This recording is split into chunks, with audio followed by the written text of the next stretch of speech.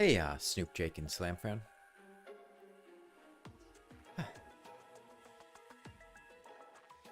I had just such an awkward experience at the grocery store earlier. I had gone shopping before the stream with my sister, at a grocery store, and there was a guy, who was older, retired, looked like he was maybe like 60 years old or something, who, as we're walking down the frozen pizza aisle, looking at the different pizzas, I was at the point in time staring at a Red Baron pizza, which was on sale for $3.50. Hey, Merchan. Oh, I hope you feel better. But I'm sitting there looking at the pizzas, and he sees my sweatshirt. And it's the college that I went to. And he's like, "Oh, did you go to that college?" And I'm like, "Yes, I did." And he's like, "Oh, cool. My daughter went to a college, which was not my college. It's just the college I went to has a reputation for the medical school. So he thought I was like a doctor or something." And I was like, "No, I went there for undergrad. I am not a doctor." And the problem is, by doing that, he roped me into this twisted and dark conversation that went on for probably like 10 or 15 minutes with my sister, where he just starts like just asking us questions, and we didn't know how to leave the situation.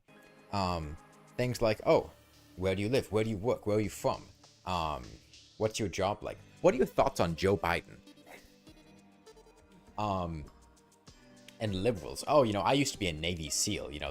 Those damn liberals thinking about starting a civil war where we'd kick the shit out of them and kill them." And it was just a very awkward experience. And I didn't know how to leave the situation, and I was just stuck there for like genuinely like 15 minutes.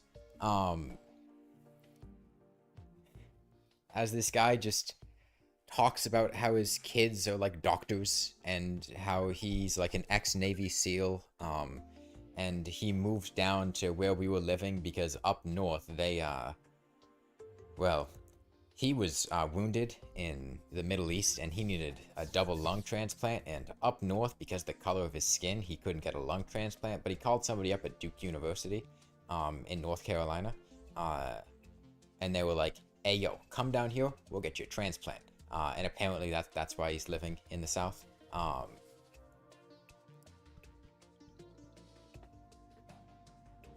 It was a wild time.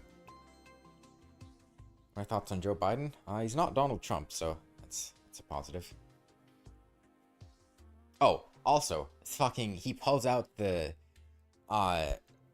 he starts talking about fucking like Israel and Palestine, and about how he's a Catholic and they're like God's chosen soldiers or something, and like what they're doing is good. And I'm just over here like, bro, I just want to buy a pizza. It's $3.49 on sale. It was next to DiGiorno's. They were like $5. I just want a pizza, man. I want to leave, but I don't know how to leave this situation. And I hope I never see you again.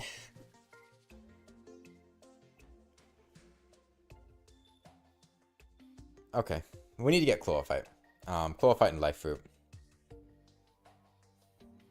He's drunk? No, it's like, it was like noon on a Friday, and he didn't look drunk. I think he's just like that. Being drunk is a convenient excuse to, give people when they're really just assholes.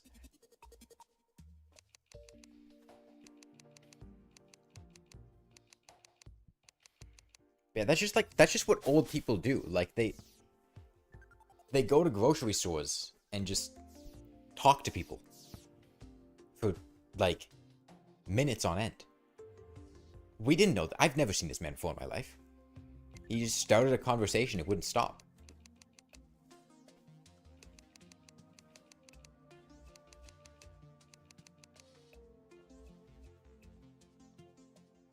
And the worst part is, my sister was there, and naturally, as always happens, he thought like my sister and I were like dating, And that's always awkward. It's like, no, she's my sister.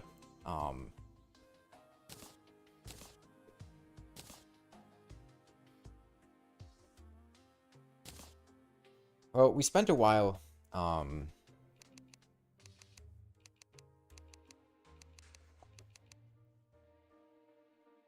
have stuff for Spelunker potions? Yeah, I do. We spent a while last time getting turtle shells and whatnot. Hey, there's Spelunker potions. So there should have been a lot of time for chlorophyte and life fruit to grow. So hopefully we won't have to do too much mining to get all this stuff.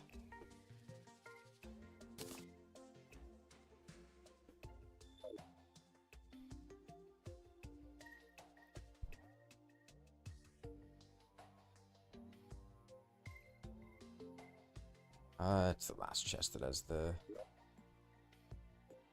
I take shine potions. Save water walking for Plantera.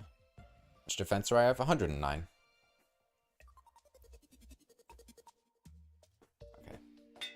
Activate all these buff stations.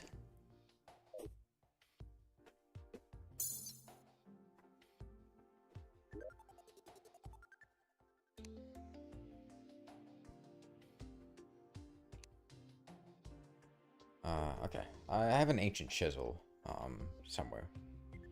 Piggy bank? Probably in my piggy bank.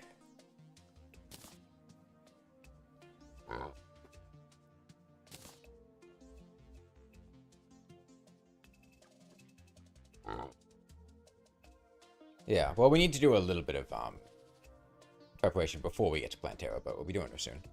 No, it must be in one of these chests, so just past it. Yeah, there it is. Thank you, Sam. Welcome.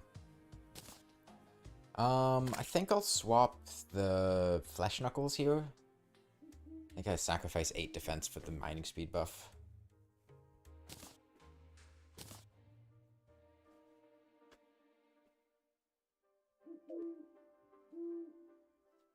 Okay.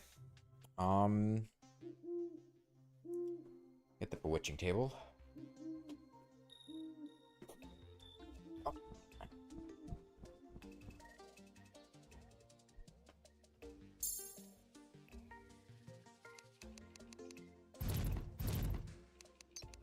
Two spiders.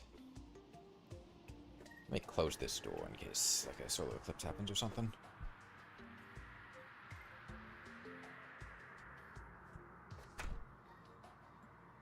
Okay. Map open. And down to the jungle. We'll probably need to do a little bit of finishing off this arena, like I said. I think it's quite perfect, but it's pretty close. I'm not going to mine this here because this is part of the arena.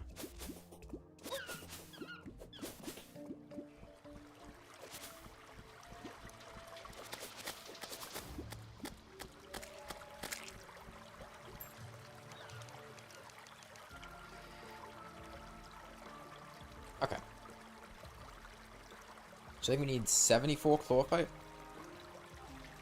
It's 54 for the armor set and 20 for the true Excalibur, I think.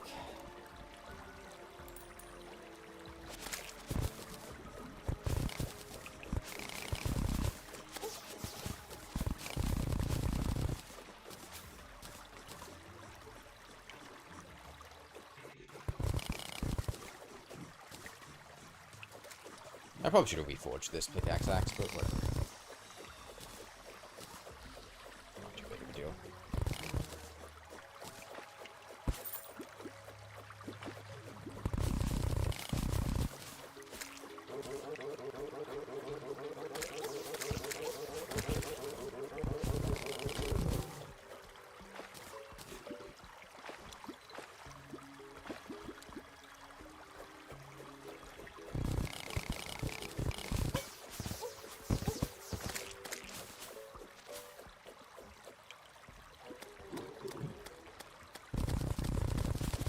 So we did make an Aegis fruit.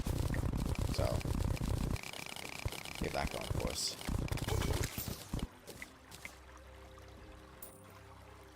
We just need what, 19 more life fruit? Get to max HP.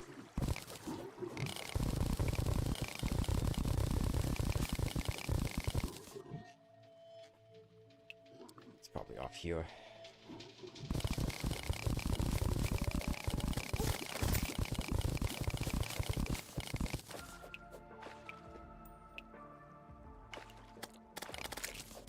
Probably got Ambrosia. I don't remember.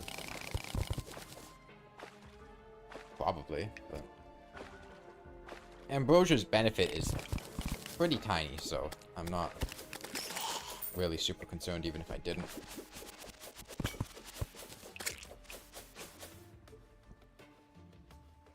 Another light fruit nearby, huh?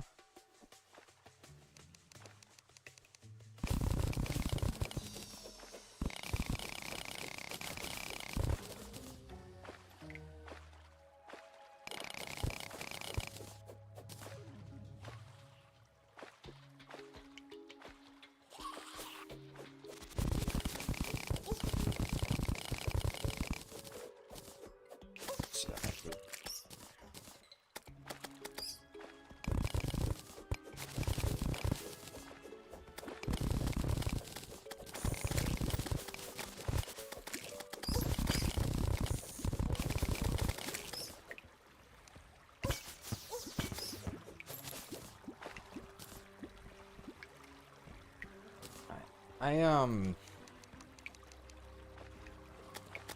haven't seen much in the way of Plantera's bulbs aside from the one that spawned in the shimmer.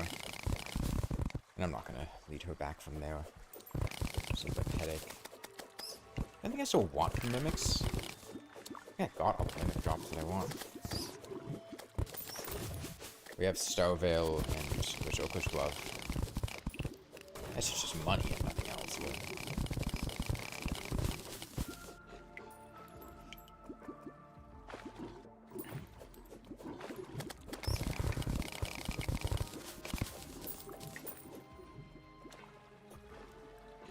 I feel like for Plantera, we probably just bust out like face tank strats with True Excalibur.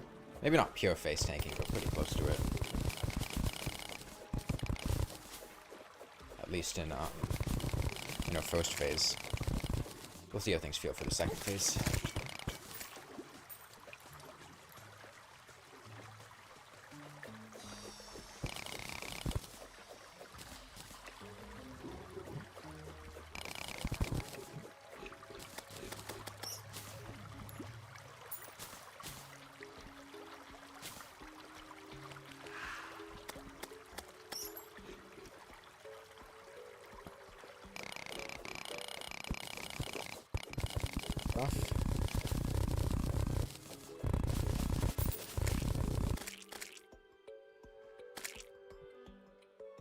Life food over here to the right.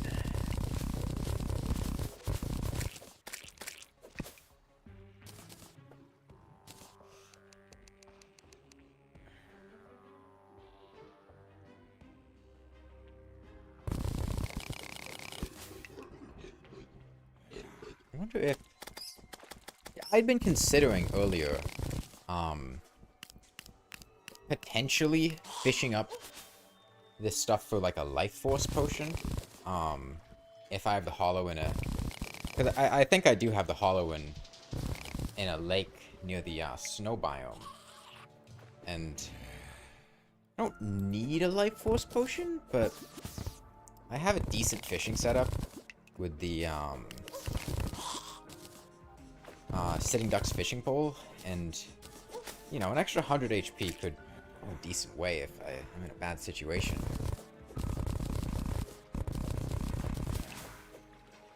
Is that a Plantera bulb, or is that an altar?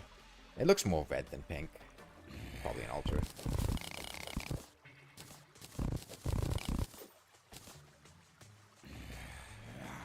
Oh, it is a bulb. Okay. Oh, it looked red because of the life crystal. Okay, that's pretty close to the arena, so. The plus. Deuce out there, though. Let's mess with her.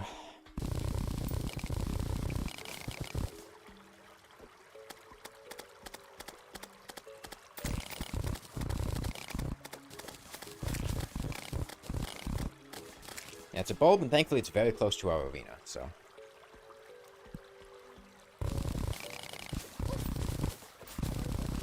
2 more life fruit.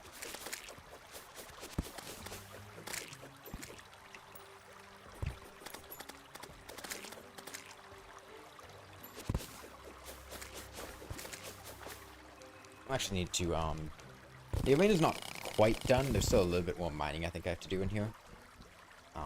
But it's pretty close. Yeah, I wanted to finish it up with wings just because it would be easier than trying to...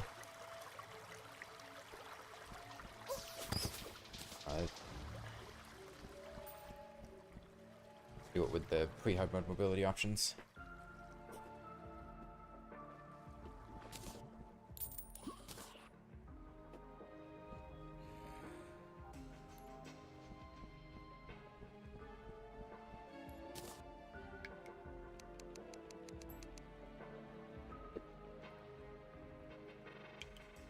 You have death meter on old gen?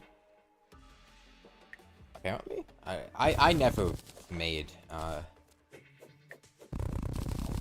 don't think I ever crafted it, if it was craftable. I think I remember what you're talking about, but... I just never used the depth meter. I remember...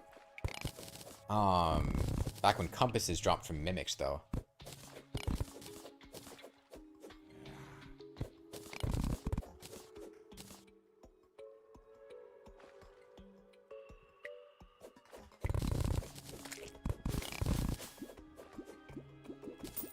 Wait, what? The compass thing? Compasses used to drop from mimics, yeah.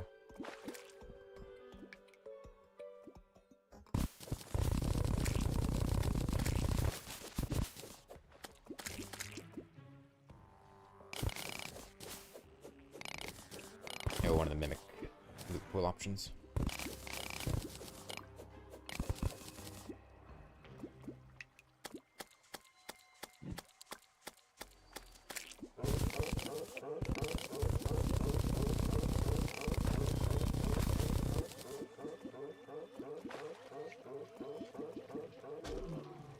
They still do? No. Compasses don't drop from mimics. Compasses drop from... There was a long list of enemies in the underground that drop it. Flinxes, Vikings, Mother Slimes, Piranhas. I think like the amphibious enemies, the Shellies and Crawdads and whatnot. And I'm sure I'm forgetting one or two.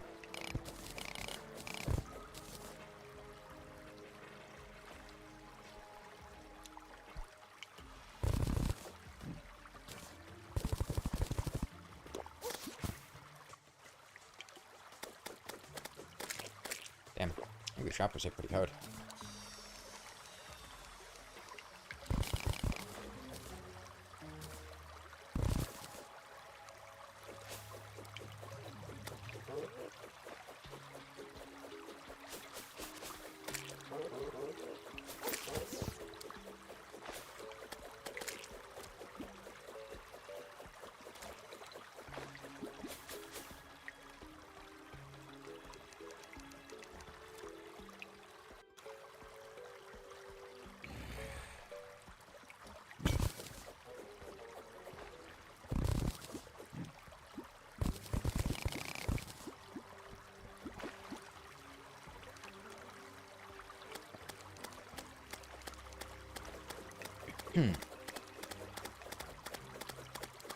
Good time, Death.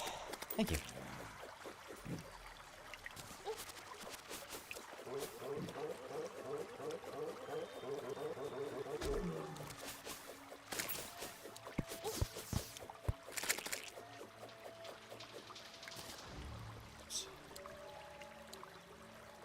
Gotta be careful here. I don't want to take a fall with Medusa being nearby.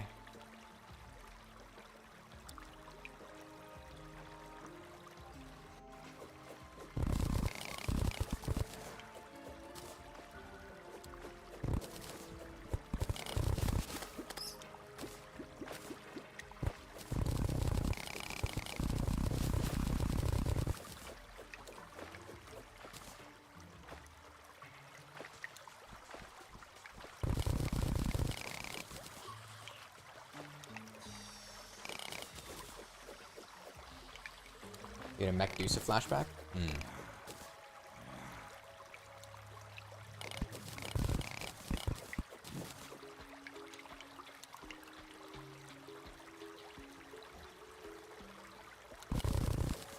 Medusa is the sort of thing that's fun once, but then on any subsequent playthrough, it's just kind of like, man, this thing's kind of annoying to deal with.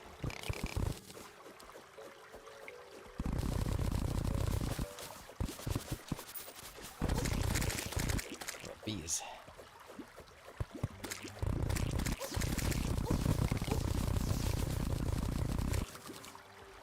So apparently a life fruit.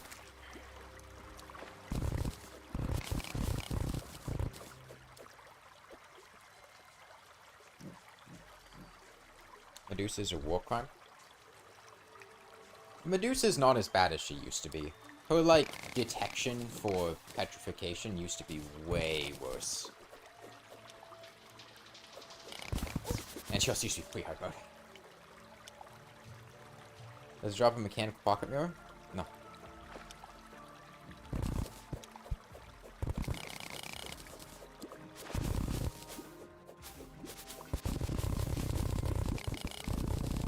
If it did, it would be even less useful than the regular pocket mirror, which is saying something.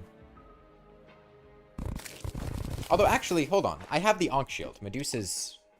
I don't have to care about Medusa. She can't petrify me. I forgot about that.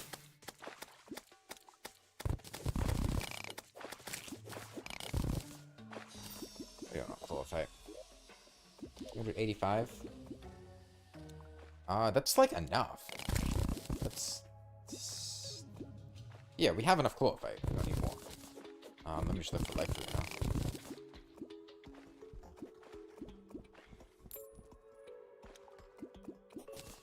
How much do we need? We got 6 life fruit now. I need 13 more.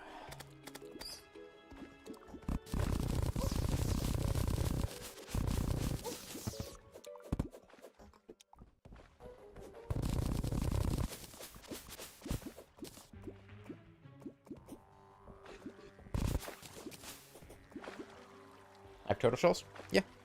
We got them last stream.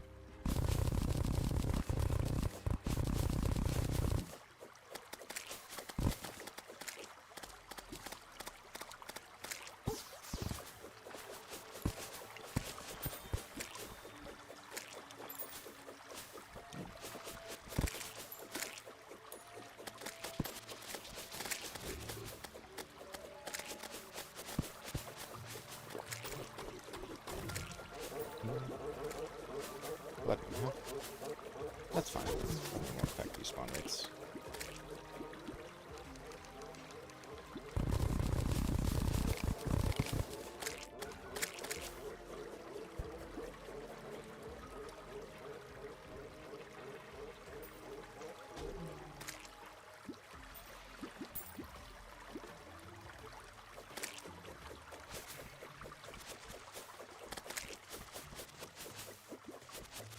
So, like, bye. Yes.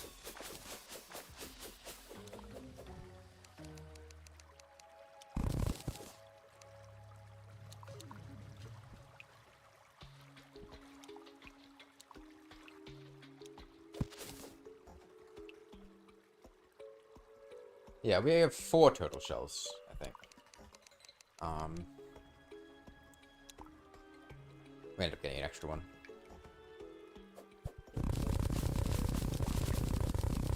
Another life fruit.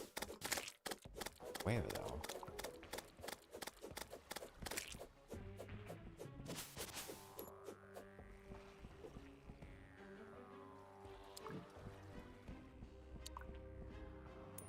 Left.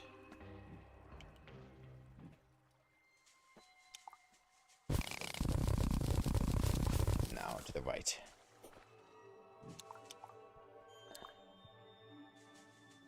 It's probably like where my map is right now.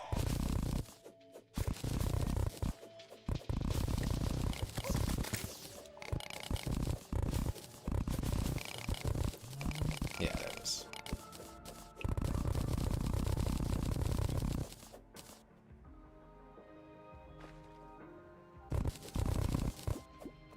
Okay. Let's honey.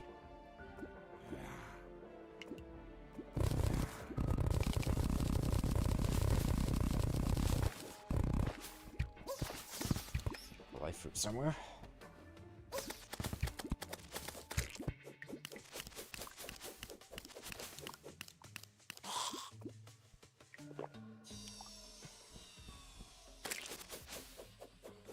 Where though? Oh, there it is. Okay.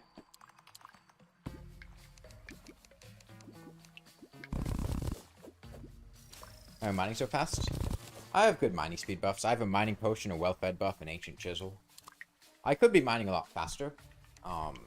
If I like actually had a good reforge on my pickaxe or the mining set or something. But I don't.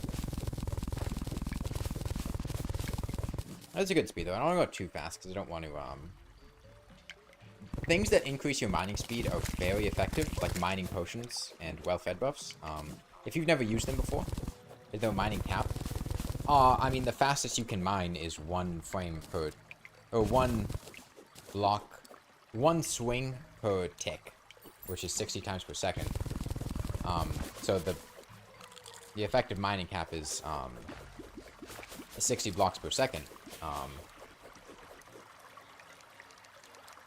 And there's a limit to how many buffs you can apply at one time. But I'm not at the limit.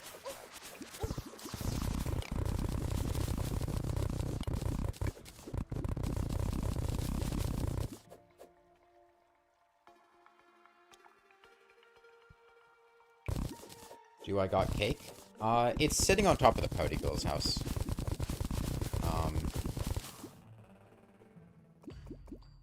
I did get some earlier, but I didn't actually, take it with me. It's a bit too inconvenient to, try to use. Having to put it down and activate it repeatedly.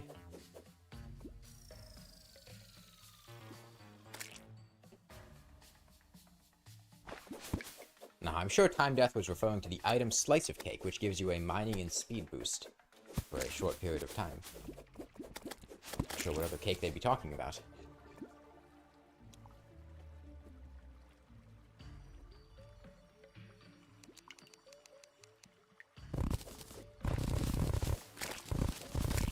You're in mining speed loadout, you thought I reached the cap? Oh no, you can mine much faster than this. Hey, femboy Kirito.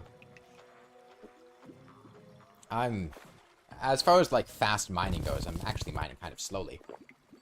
You can, a lot faster than this. Oh! Oh, we're out of Spelunker potions. And there's a moth, but I don't know how I'm gonna locate the moth. It's back in the other direction. Okay, let me see if I can get... Oh wait, it's a blood moon. I forgot about that. Oh well, we'll be fine.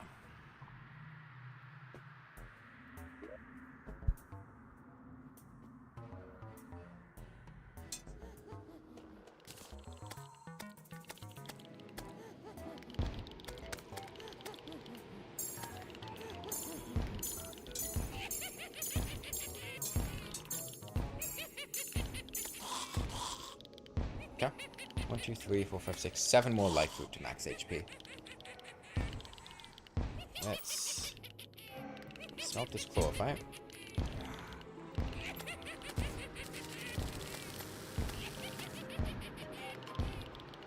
$83 bows.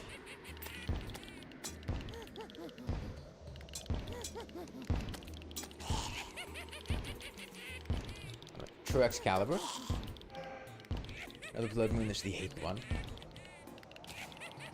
Okay, demonic True Excalibur. Honestly, I'm happy with that. That's a great reforge.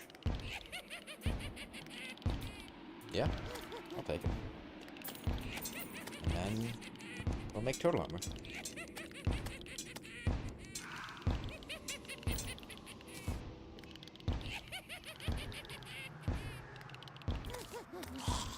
That clown's pretty happy to be here. I respect that.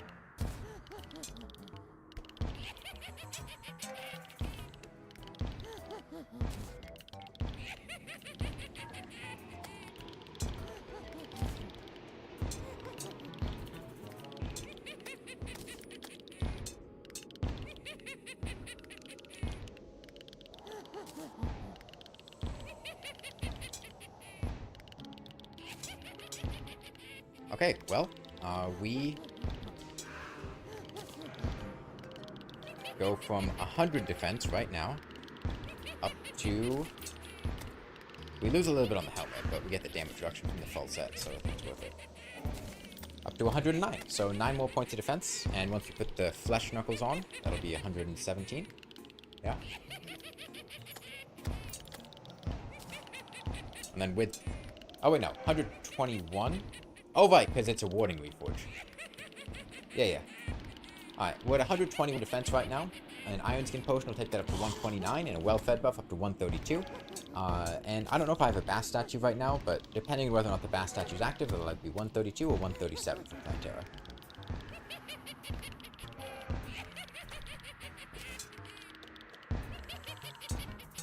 Let's check.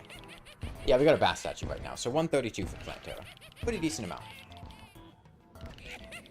Not just 15 more damage, because Total Armor also has an innate 15% damage resistance, I believe. Yeah, 15% damage reduction.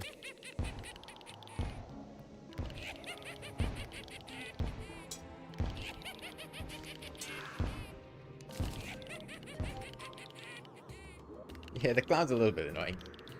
He'll walk in the lava and die eventually. He's almost dead. He's like the man at the grocery store. We just ignore him, and eventually he goes away. Yeah, I'm gonna move the statue of the Plantera arena.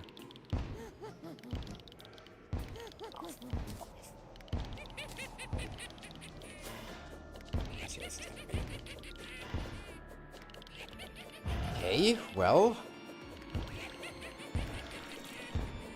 I don't know if Reapers can get in here.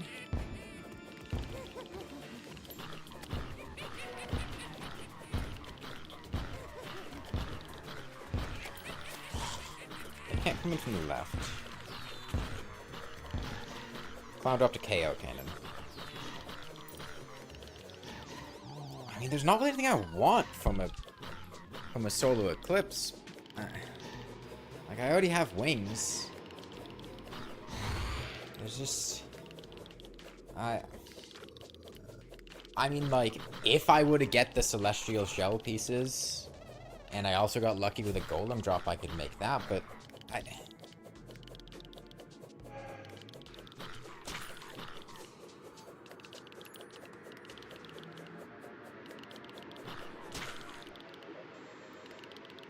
Let's go back to inventory management.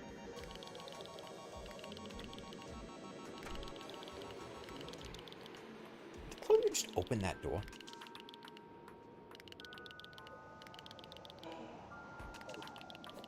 Hang on, buddy, we gotta have a talk here.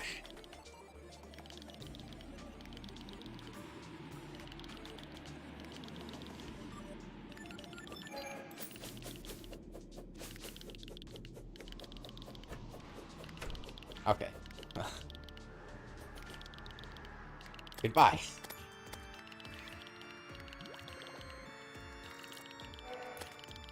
Demonic True Excalibur, that's actually good, but you have Terror Prisma and you beat Wall of Flesh with it. And you can beat your Wall of Flesh however you want, it's not my problem.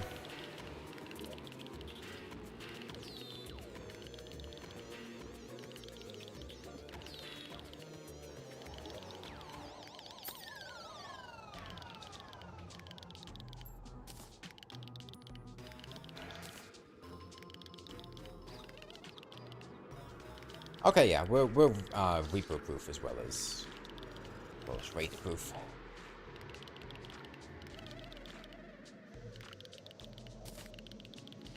What do I mean by that? I mean that, you know, normally the Terror Prisma is, you know, a post-golem summoning weapon that you get from the Daytime Eclipse of Light. You wouldn't usually use it for the Wall of Flesh, but if you want to beat the Wall of Flesh with it, it's more power to you. Deathsticker would be nice. I don't really think it would be. I have a True Excalibur.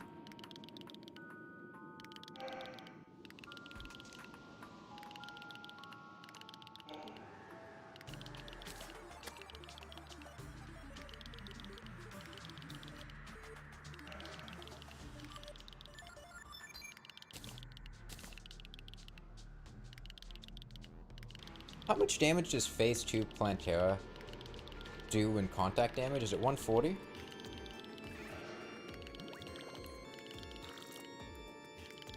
And regardless of how easy it is to aim, I'd rather just have the True Excalibur. True Excalibur operates in all directions around me. I wanted to get more Spelunker potions.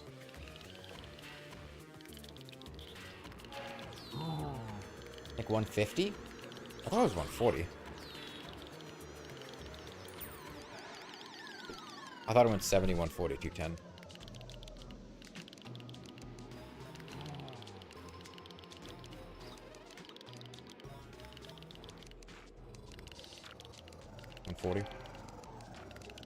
I don't think we have the capability to just outright face tank Phase 2 Plantera. I wouldn't bet my life on it. So we'll probably have to do actual dodging. But Phase 1, I think, only hits for like 100. We should be able to take that easily enough. I need more bottles.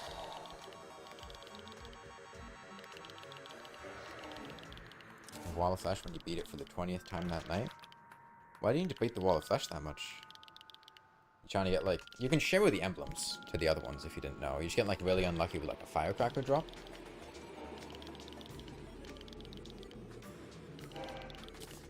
Like, if you need a particular emblem, you can just shimmer it, into the other types.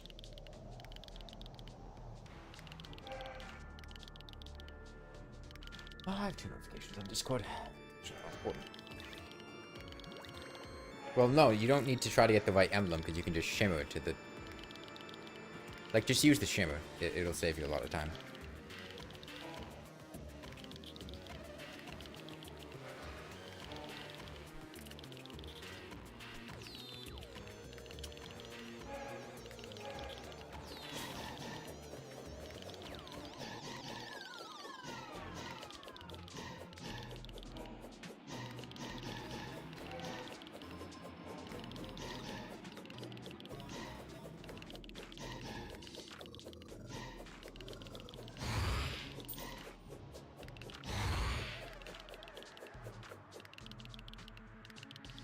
Yeah, well, I mean, it's not really going to be here, so...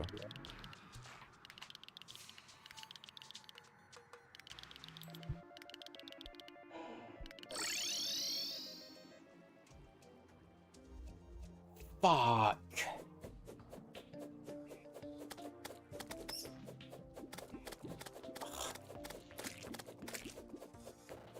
I drained water down here on accident.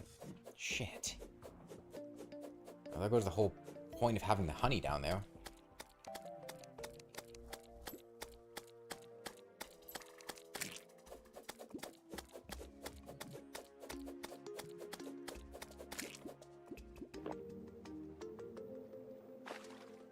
Okay, well, let me get this water out of here at least.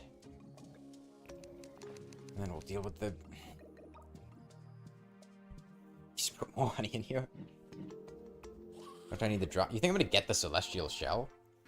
It'll be faster just to beat the game than to try to get the Celestial Shell. Could I use the Celestial Shell? Sure. Am I going to get one? No.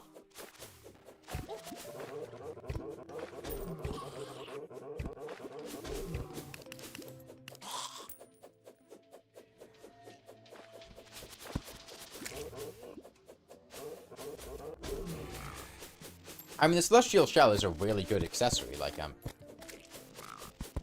well, if I could get a Celestial Shell with minimal effort, that's fine. The most annoying part of it is that it's a, an uncommon drop from... Not even uncommon, just a rare drop from Werewolves, followed by, 2 rare drops during Solar Eclipses, followed by, a not common drop from Golem. Like, it's a lot of work to get.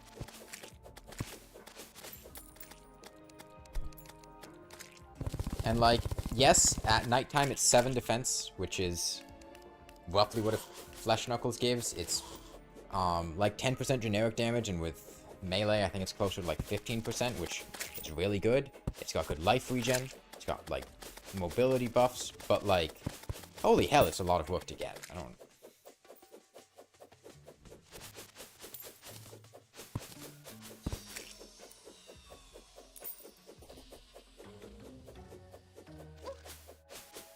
Guy lucked into it.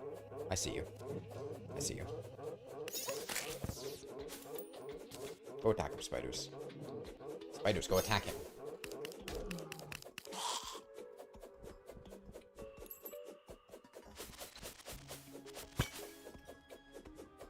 Terrorblade is easier to get.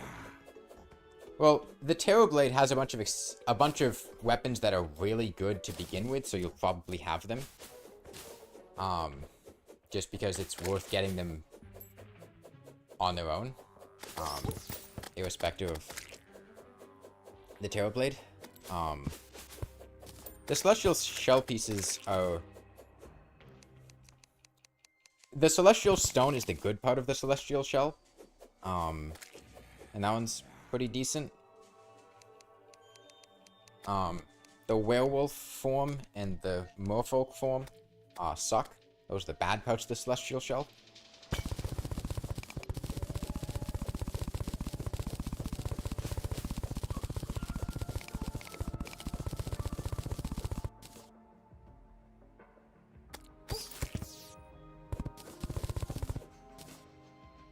Okay, I need 7. I'm at 4.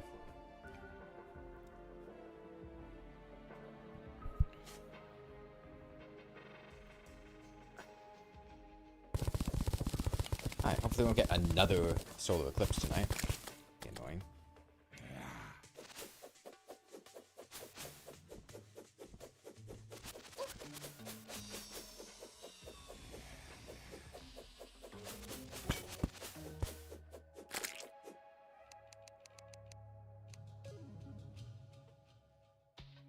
Oh, sorry. Blood Moon. Blood Moon.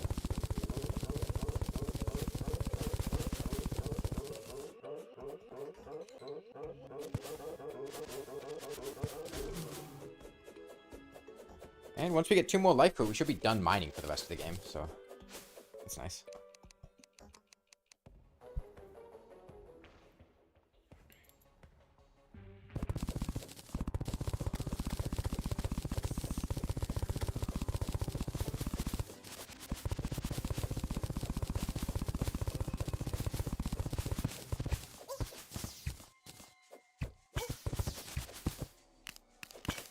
Terrorblade's already just use a flare on. Well, the Terrorblade is just a very different type of weapon from the flare on. And the Terrorblade also doesn't require killing Duke Fishron. It requires things that are, generally speaking, easier than that.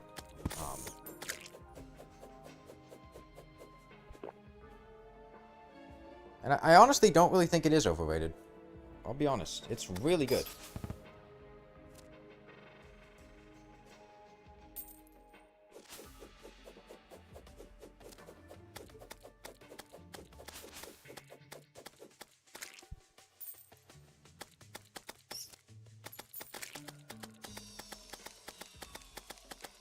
Is it the best weapon that's ever existed? No, but, like...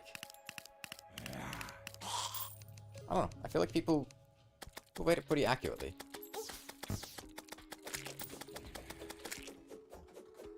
Not a fan of being jump scared by angry trappers.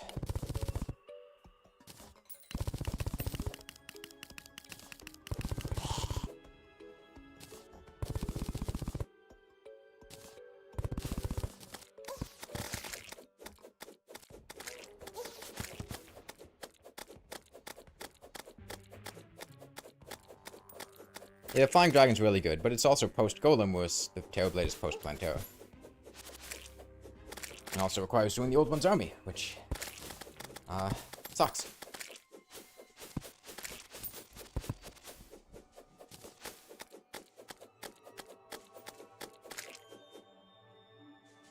Let's see. Alright, 1 more life fruit. It's on the, metal detector. I see it. It's right down there at the bottom right.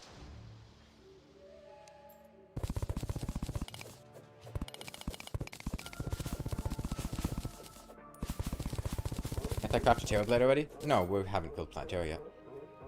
And I'm also probably not going to make a Terrorblade. I really don't want to do Post-Plantera eclipses.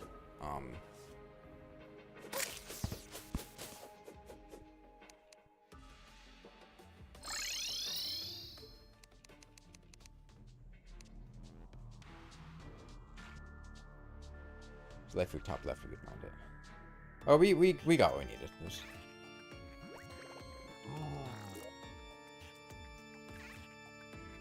Use the Shimmer life food for 4 defense? Yeah, I did.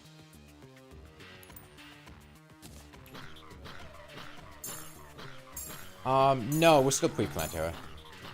We're fighting her relatively soon. We need to finish up her arena, and then work on things from there. The arena should have drained by now. But maybe I should mine that place out in case,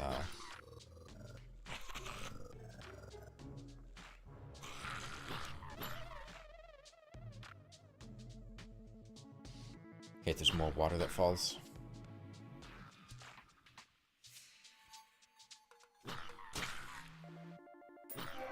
Okay, please no Blood Moon?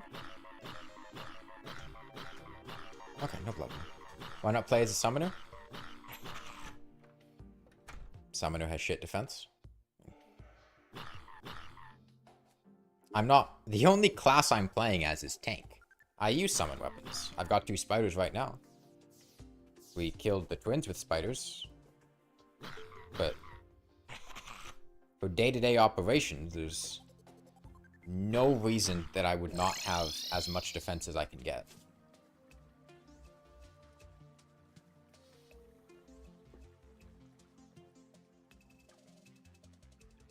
Tank is not a class.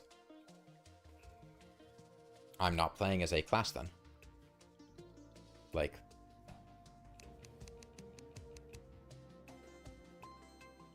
I don't think tank is a class, but when people ask, what class are you playing? The answer, none, goes over people's heads. So just, it's not a subclass of melee. Tank has pretty much no bias for any particular weapon type. Because tank, like, barely gets bonuses for particular damage types. So it's not like total armor. Have you ever looked at total armor's offensive stats? They're basically non-existent.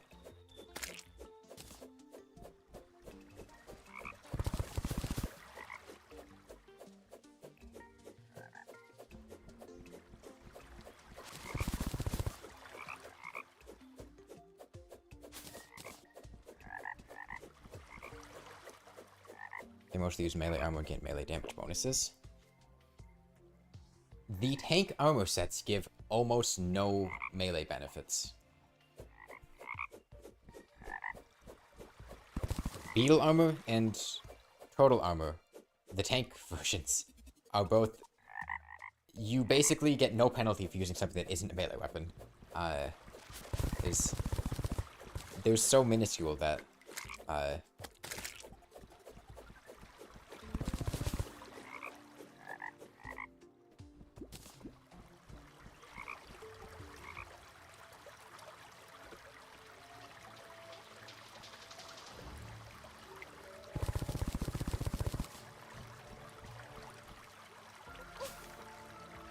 Tips on Terraria?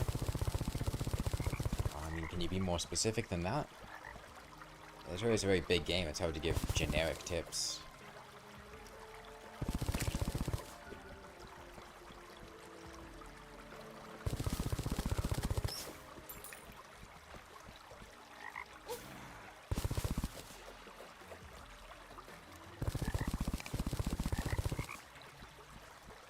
Plantera tips? Have a good arena. Having honey in the bottom of the arena to a decent depth, I would suggest using like honey bombs. Will both slow her projectiles that she shoots in phase 1 that bounce around and prevent enemies from spawning, which can be quite helpful. Asphalt can help you with outrunning her in her second phase.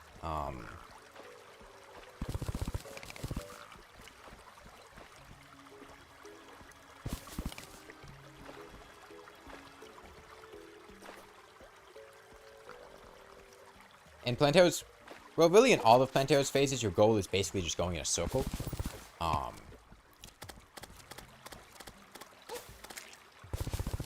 In her first phase, you can make pretty tight circles because she just shoots projectiles at you. In her second phase, you'll be wanting to make much larger circles, and you'll want to have space to do it. There are also other strategies, like just building a long tunnel to run down.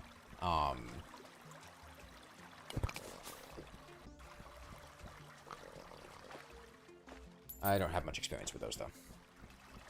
I usually just build a space like this. Make sure if you do build an arena that you don't make it too big. An arena that's too big will have the background and music change if you're in the middle of it, and this will cause Plantera to get enraged. And you don't want to fight enraged Plantera.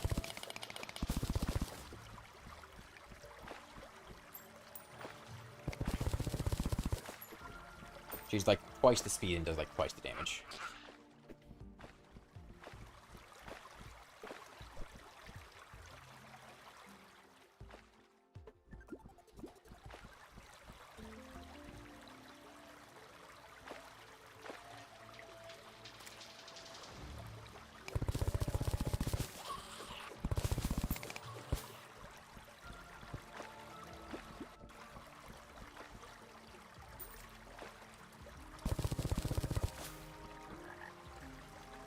Notice that it drops to Enraged Plantera and Queen Bee? I don't. Those bosses are, like, not intended to be fought. Like, they're not balanced to be fought. Enraged Plantera, especially. It's meant to punish the player for not fighting the boss in the intended environment, not as an additional challenge.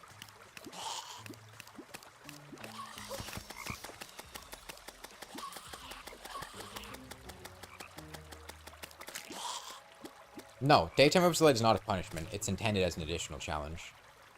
The Empress of Light doesn't change her speed. It doesn't change very much about the fight, except for you just can't get hit during it.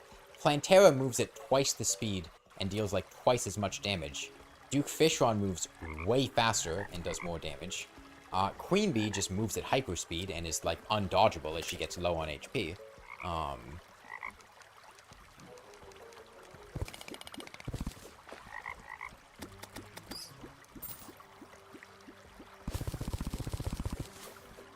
You know, something like Skeletron and Skeletron Prime, those enraged forms are basically just meant to be, meant to instantly kill the player, but can be killed very slowly if you really want to.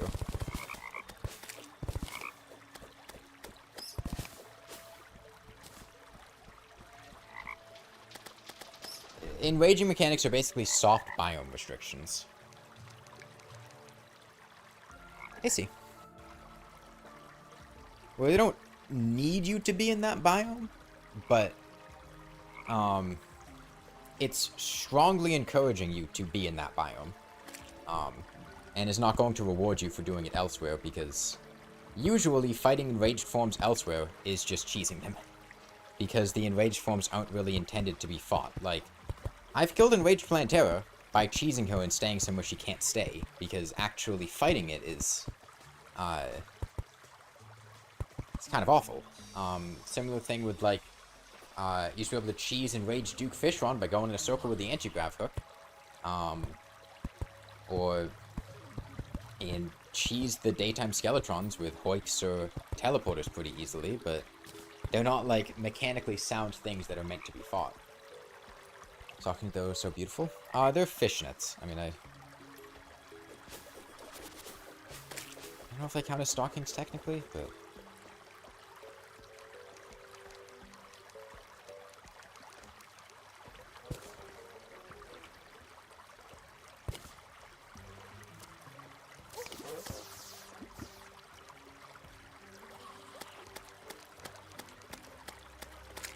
monkey spider for finally.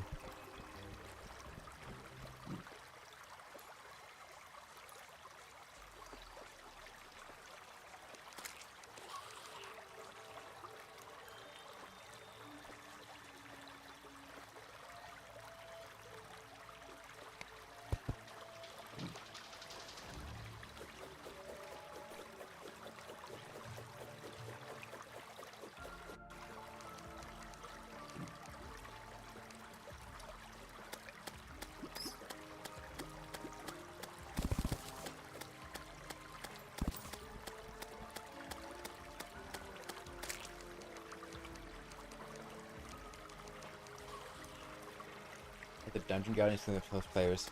Gets the dungeon early, but the thing has the drop. The Dungeon Guardian has a drop because people were killing the Dungeon Guardian. And then the devs were like, yeah, okay, we'll give it a drop, because it used to drop just nothing whatsoever. And it was meant to just be a funny instant death mechanic, but then they realized players could actually kill it. And it's different, because the Dungeon Guardian doesn't have, like, a normal form you're supposed to fight it in. That then if you do it wrong, it becomes enraged.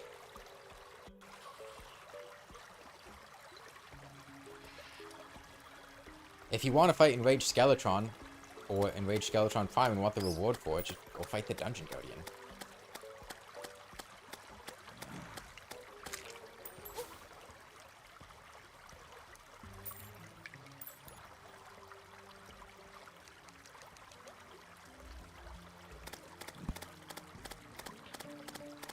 I don't know, one of the things that Calamity does that I wasn't really a huge fan of is it seemed like every boss has an enraged form. And I just didn't really vibe with that, because it kind of felt like making enraged form, it makes enraged forms feel less special when everything has them. You've cut back on that a bit? Okay.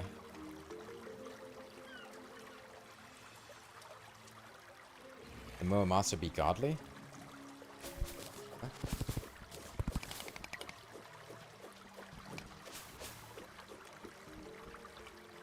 Yeah, I can get the godly reforge. The best reforge for the Muramasa is, Unreal. Oh, sorry, Legendary. I have to wait. Oh, yo, there's a moth.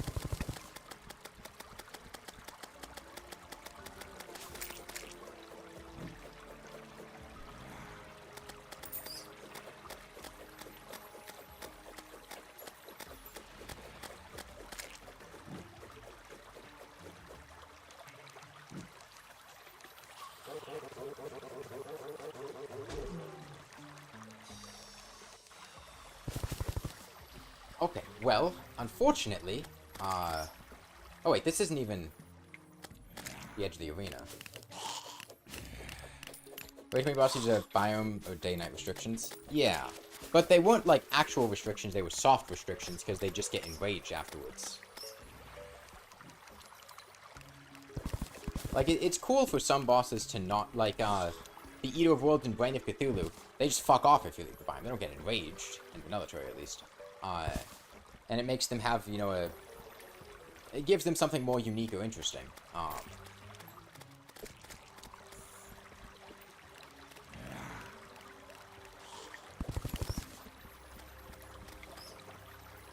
Moths are just kind of cool.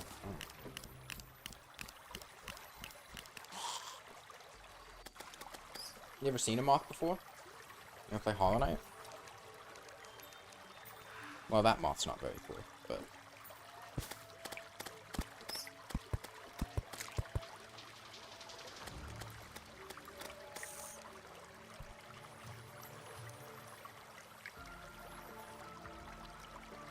Soft Cap's fine, doesn't able to finish out some difficult fights because then beginning of the Rage Kiss bad cycle.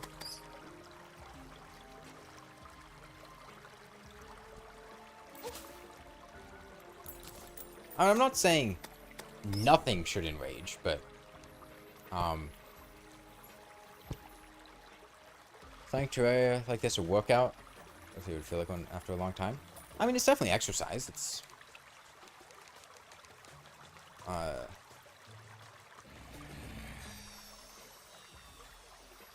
It's not like, because Terraria isn't as intensive as a game of as like Hollow Knight or Elden Ring or something. It's not as much of a workout as those were, but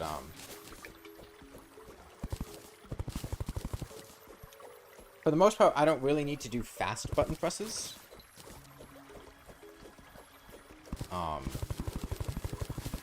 Which makes it, you know, less physically strenuous and exhausting, because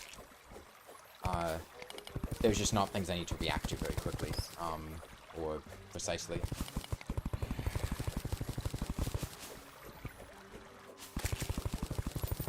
I like to get cold like this? No. I mean,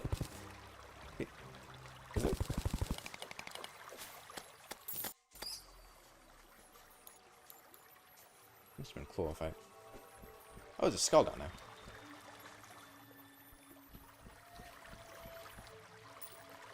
Thought I said something yellow rarity dropping. I was confused for a sec. Honestly, angry trappers are the worst enemy that I have to deal with in the jungle.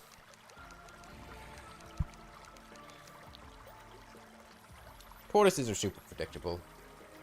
Probably warmer than wearing shorts indoors. I mean, these fishnets are not warm.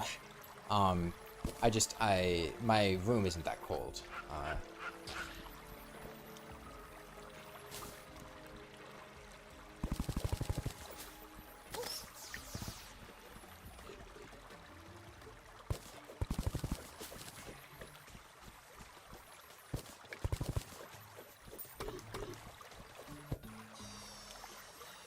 How much is my rent? I don't pay rent.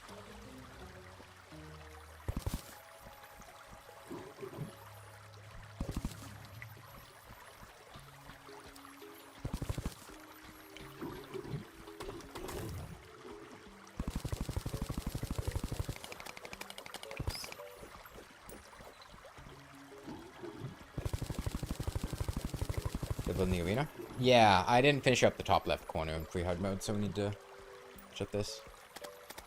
Cover more than nothing. Yeah.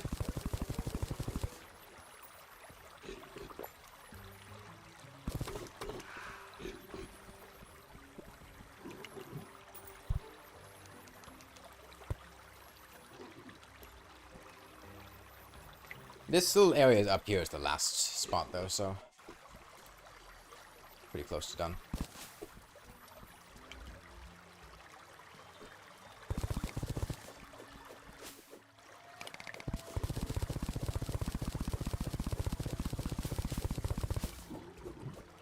Hey, illogical hat.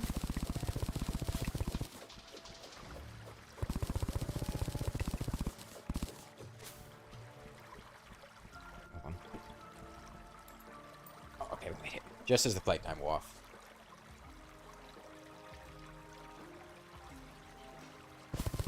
Unfortunately, I fucked up and drained water into the bottom of the arena, which,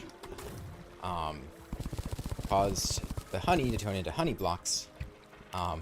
So I'm probably gonna put more honey down there, just because I really don't want to have to deal with, like, angry trappers and shit during Plantera. Tortoises and whatnot.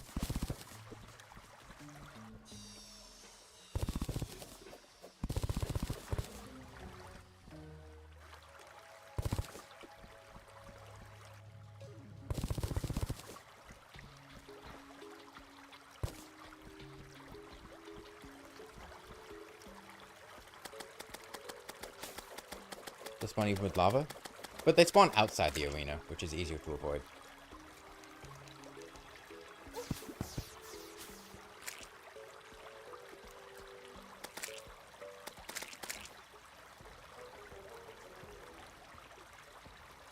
And there are other... You thought I was supposed to arrive soon? Can't wait? Nice. What'd you get?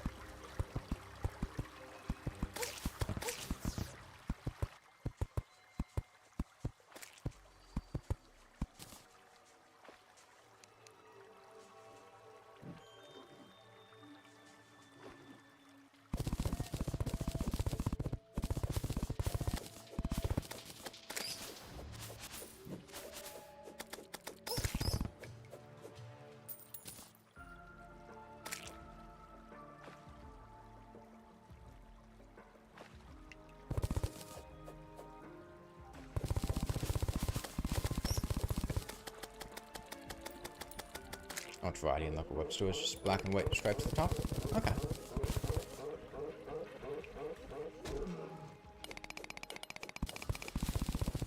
I should give you some kind of recap at the end of this series, but interesting to watch. I'd probably, like, highlight the streams. I don't know that I'd make, like, a full edited video with, like, narration explaining everything. I'd probably just pull out highlights.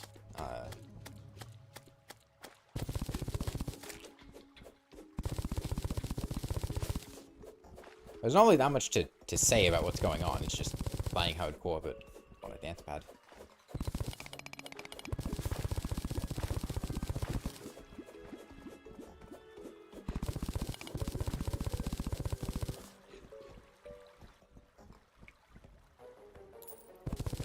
Here's for your next challenge.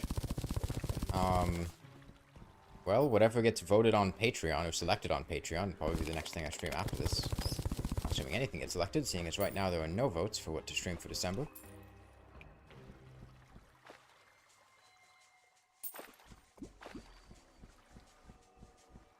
If you want to decide what I stream next, you can go join Patreon and then comment on the monthly game submission poll for what to stream for December. Favorite type of candy? It depends how I'm feeling. I'll go through different moods.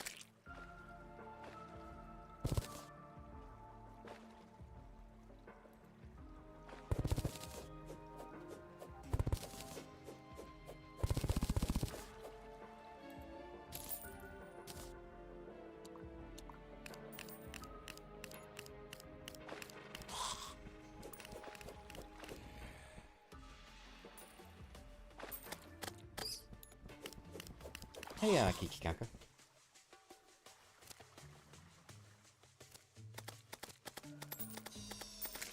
Am I shoving my legs? I'm not shoving them anywhere. I guess I'm shoving them into the ground on a dance pad, but...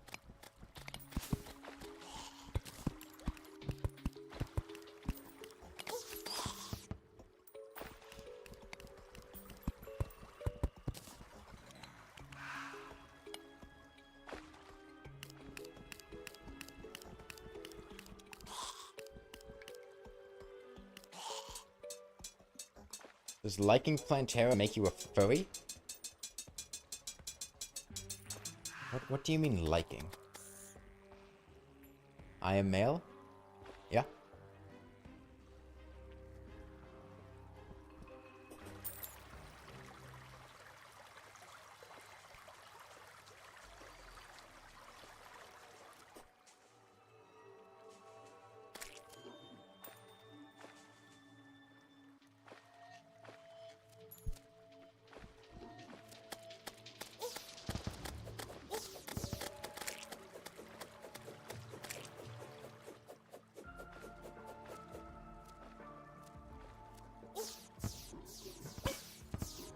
You're dead?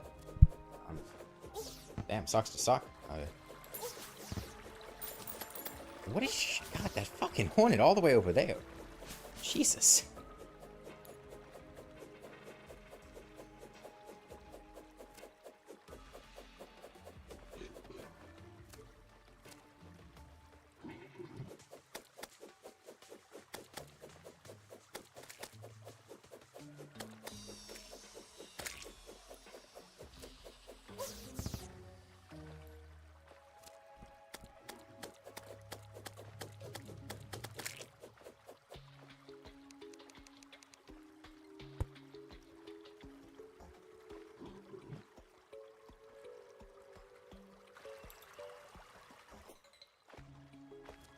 I never said it was their first time seeing something like this.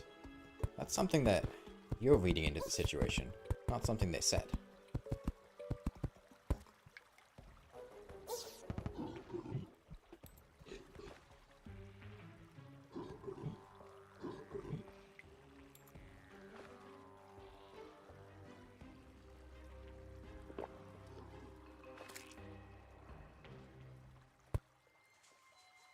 That's a guy? Yeah.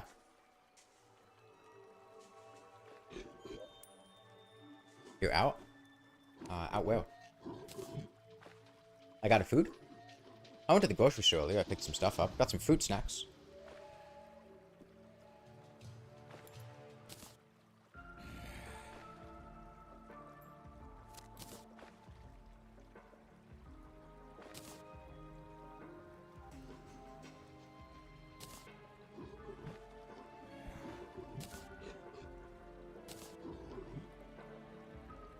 I don't think they will, Kirika. I don't think they will.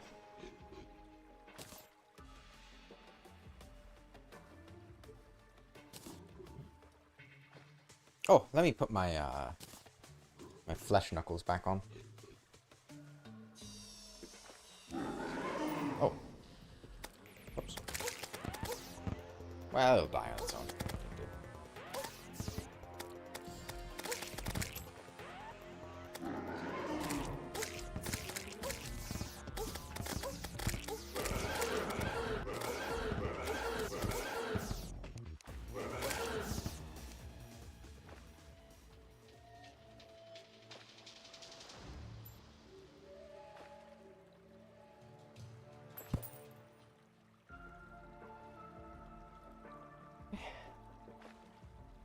cursor back on.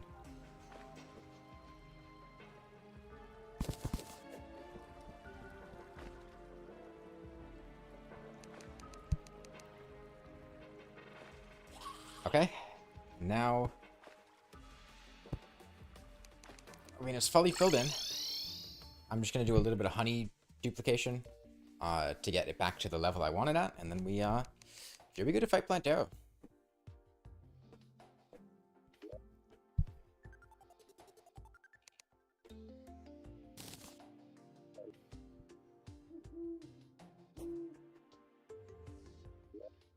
Let me make sure my my path to get to Plantera's bulb, which is right up here.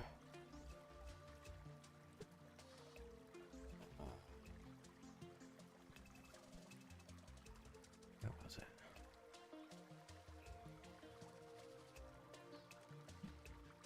Did I smash the ice queen for 200 bucks? No.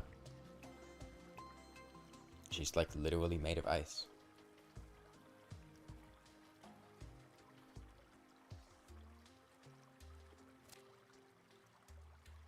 Oh, the bulb was like right there. Okay, I didn't even realize it. Damn. Alright.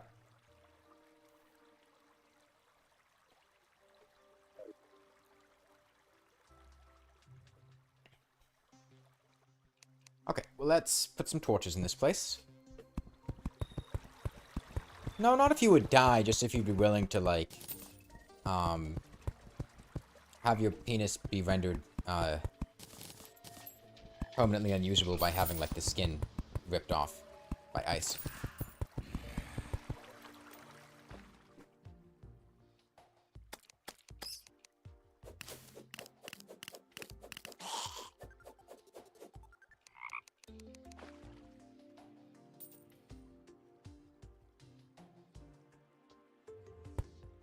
No, I mean, people definitely, like,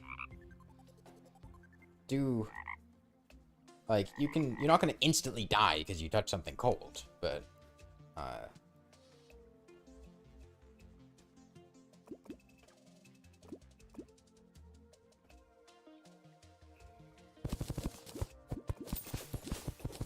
also, you know, personally, I think it'd largely fall on whether or not she, Did you ever ask what Ice Queen wanted? Thought I was a woman?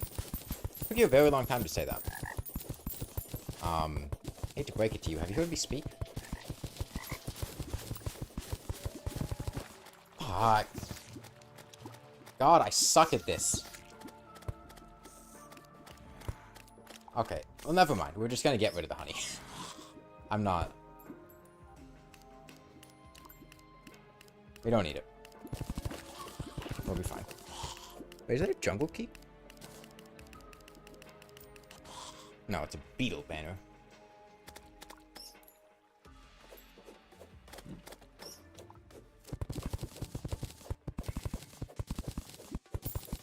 This is what I don't want. This angry trapper right here.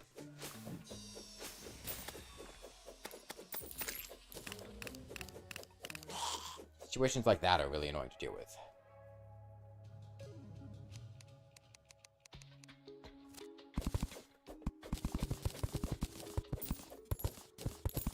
Smash or pass? Does she want to? Like, what does she want? You ever ask her?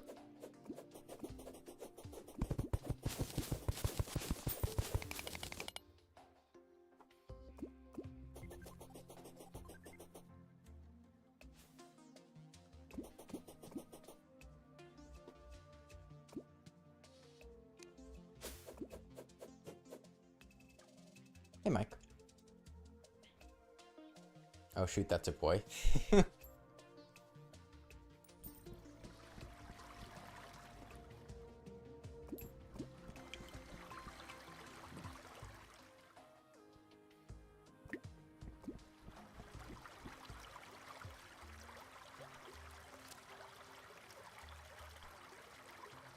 Okay, well, I think we're about at Plantera time.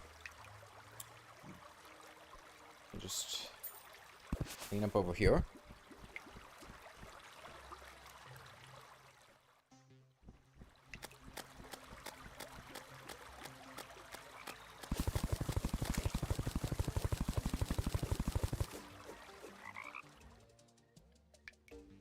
Okay, well, let's go get our buffs and whatnot ready. Can I smash Medusa without pocket mirror?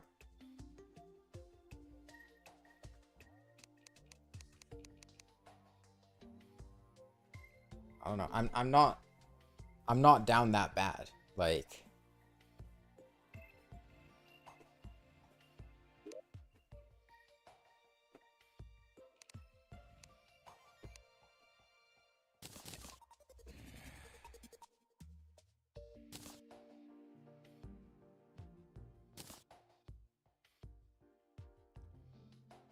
okay. Potions. Potions.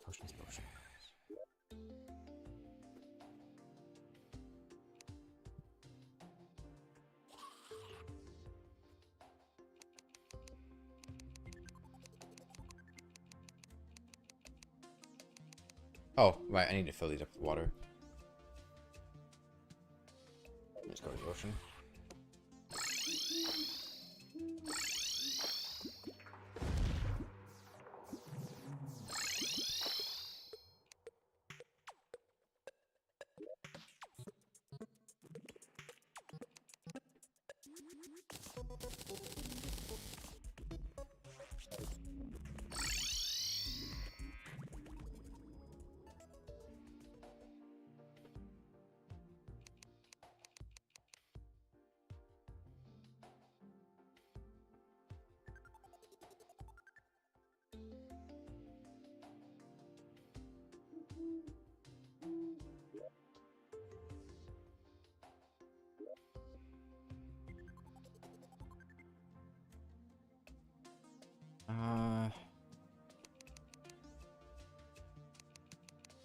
So, iron skin. Oh, I'm out of Daybloom. I think it's more Daybloom. I didn't realize.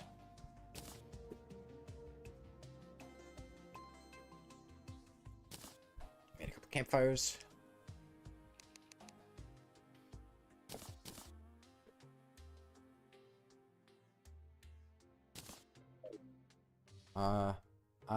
I don't smoke, Kirito.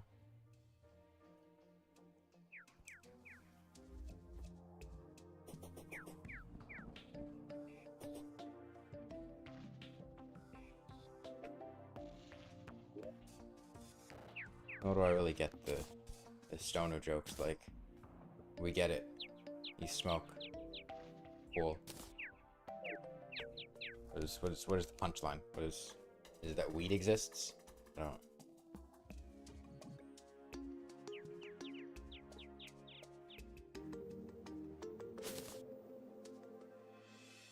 Okay. I want to get the hut lanterns, and I want to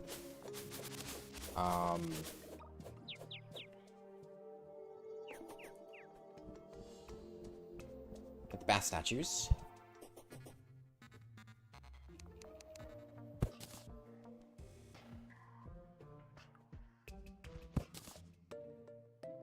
Would I give the Dryad a shot? A shot of what?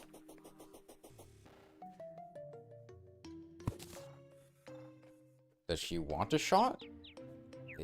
Am I giving her a shot of something legal? Like, what?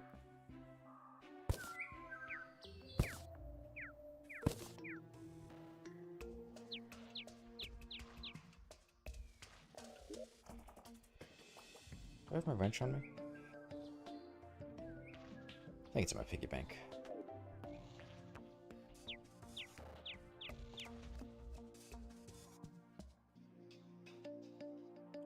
Weeds don't exist in an official category of plant. We just go with plants we don't like in your own lawn into that category.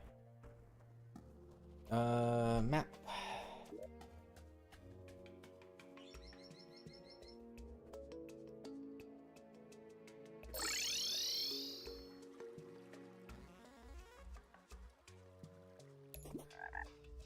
Social experiment.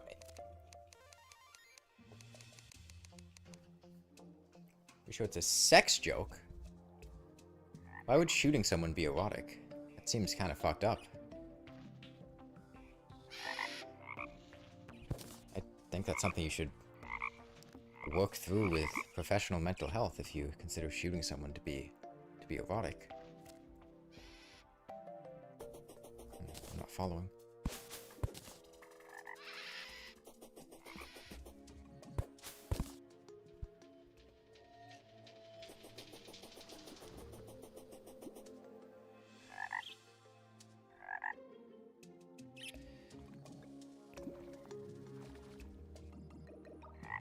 Okay, I'm gonna wait for this honey. How do you fight Plantera with a dancepad? Well, we're about to, so stick around and find out. Need to finish a little more arena prep. Ah, I didn't make the regen potion. I got the day bloom, but I didn't make the regeneration potion. I mean, you don't have to face tank her. When we did it in classic mode, we didn't face tank her. We went around in circles with her with summons and whipped her. But given that this is hardcore, I want something that's a little bit more consistent.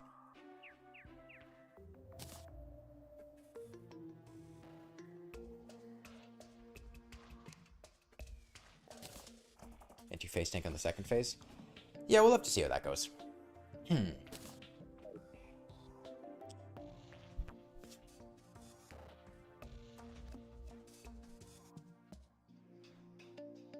I'm gonna move my recall potions up to where the magic launches. That way, if something goes bad, we can just bail out of the situation. And hopefully by now, Lasher pass on Nurse but without protection. Why would you... unless you have, like, a dedicated partner, why would you be having sex with anyone without protection? That just seems like an incredibly risky and cavalier lifestyle. I'd be concerned for anyone that would answer yes to that.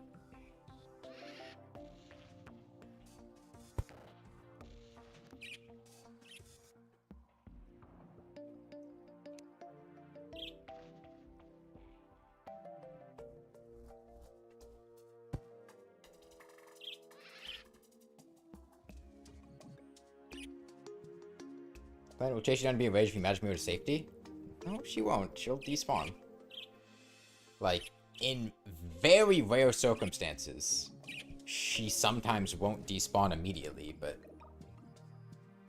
you can definitely recall out of Plantera, and she will despawn.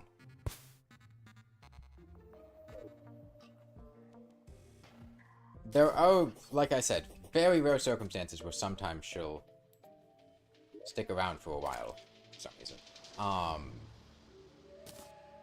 But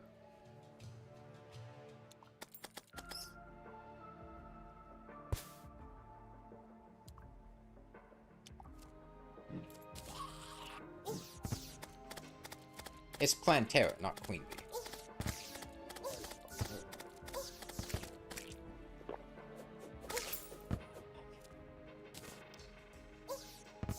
That's annoying. I have to go get more potion buffs. Not difficult to get the potion buffs I had, it's just inconvenient. Should have put them here instead of farther off to the left.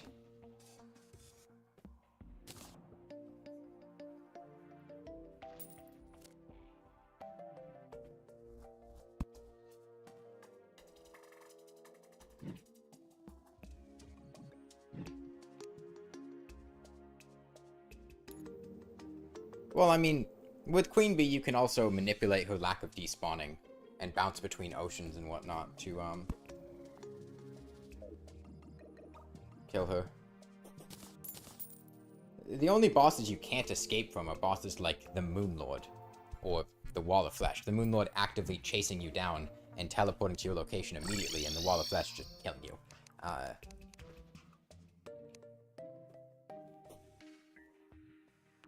So in one playthrough, I mean, it's hardcore, expert mode, and we're also on a dancepad.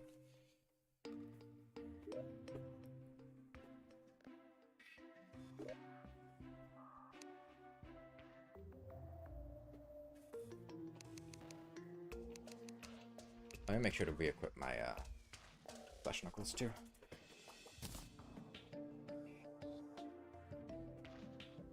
So we don't have very much mobility. We're sacrificing it for tankiness instead, which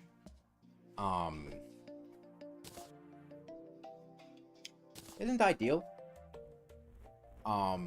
And you know, we may have to bail on the fight if things end up going a bit poorly, but we'll see.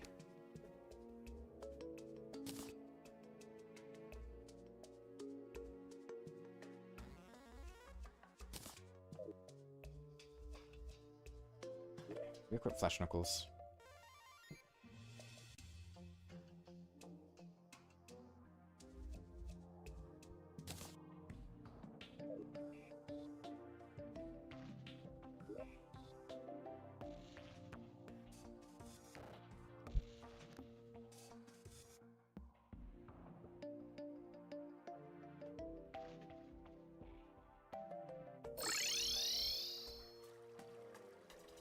Okay.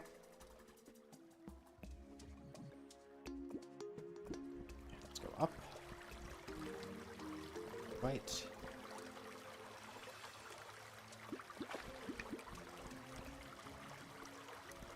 Bulb was right up here.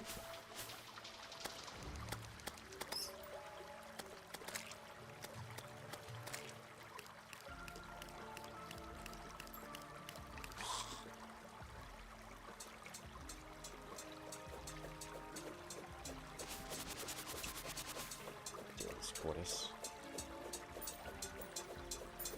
Let me just do this and recall back. Reposition my mouse cursor down here, and then go back, and this should despawn all that stuff. Saves having to deal with it.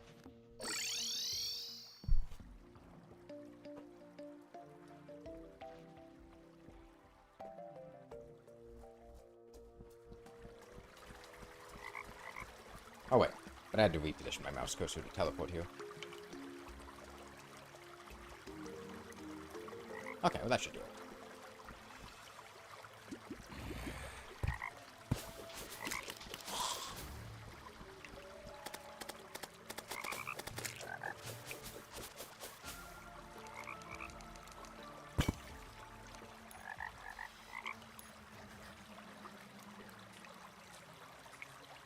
Okay, now let's see how this goes. I'm down here. Coming. Out here. Okay, well, like I said, phase 1, we can just, I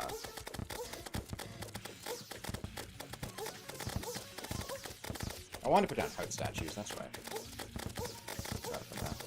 Getting out of this phase as quick as possible is ideal, because, I really don't want to, have a bunch of balls bouncing around.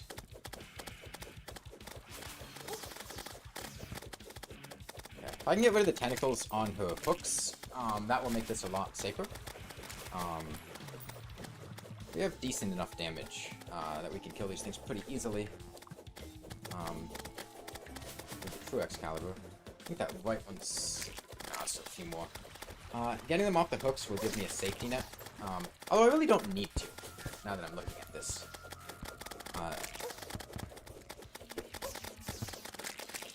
And just, do a bit of dodging around her.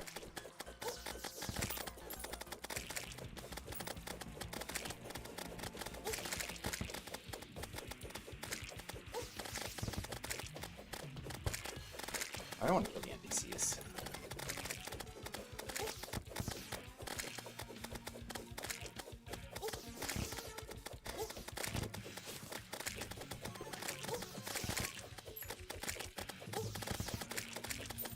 Oh, yo, she said it.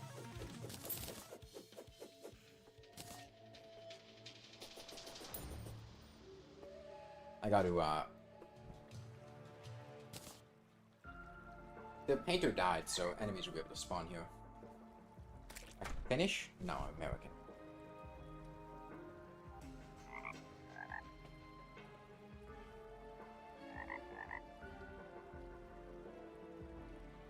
Yeah, I was being overly cautious there. I didn't need to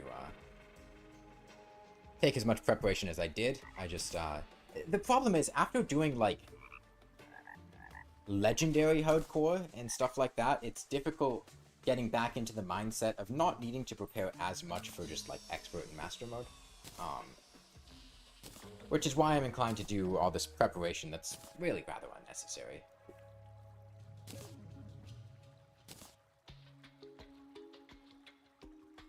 There's no point in not being overly cautious. Yeah, I don't lose anything except time. It's just... like, we really honestly didn't even need an arena for Plantera. Not with this setup. We kicked the shit out of her handily.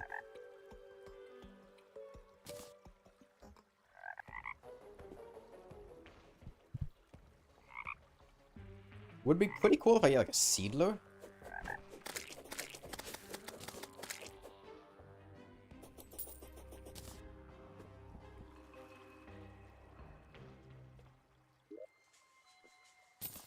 Yo, a Seedler. Demonic Seedler, too. Okay, that's a... okay. I'm happy with that. Why didn't I use platforms? Did it look like I needed platforms?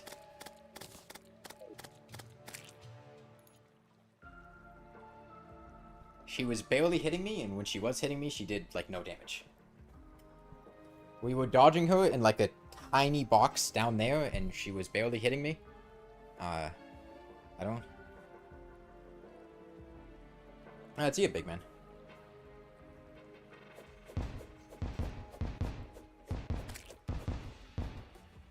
Point of this huge arena. I thought the fight would be harder. I haven't fought Expert Plantera in a little while. Forgot how easy it was. And, you know, I don't want to die 30 hours into the run, so extra precaution is nice. Now we get to an interesting point, though. Should I get, like, a pygmy staff or something? I did. I don't think the pygmies are worth using over the spiders. Like, pygmy AI sucks, and the spiders are really good at stun locking stuff, which is what I want.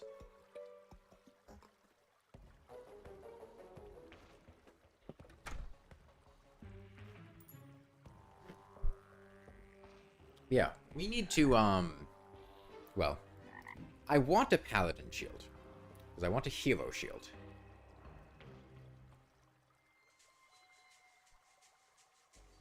But...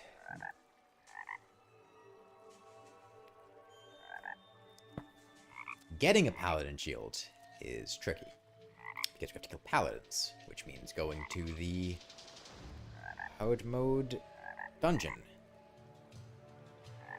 It is only expert mode, and we do have an Ankh Shield, so curse isn't a concern. I could make an artificial dungeon, which would help me... No, I disagree. I think it's 100% worth it.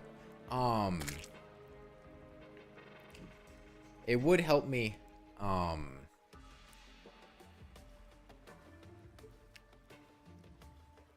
have an idea, which is...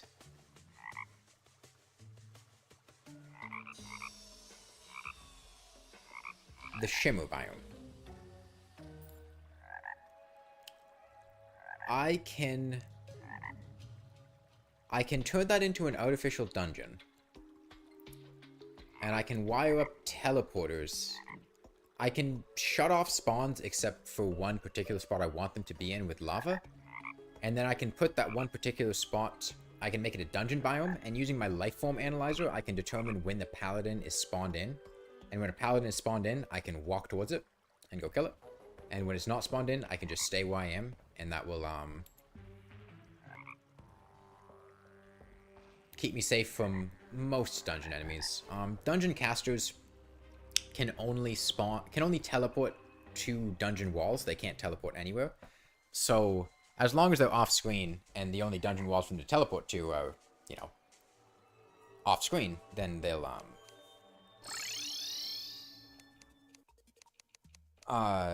Just despawn.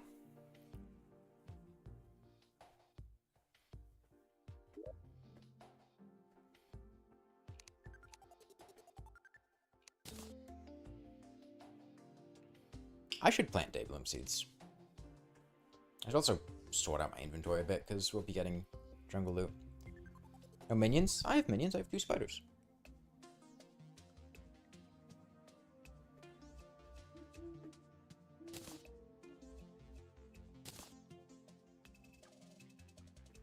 Summon damage.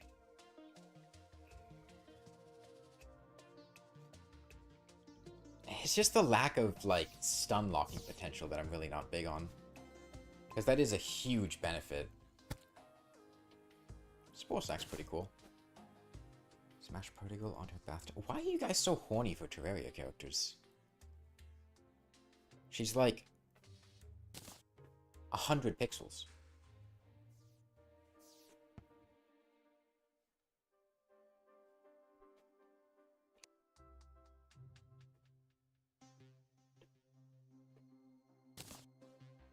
It's one horny guy?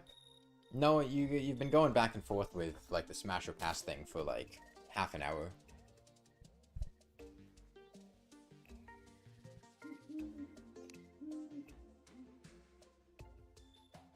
And there have definitely been multiple people.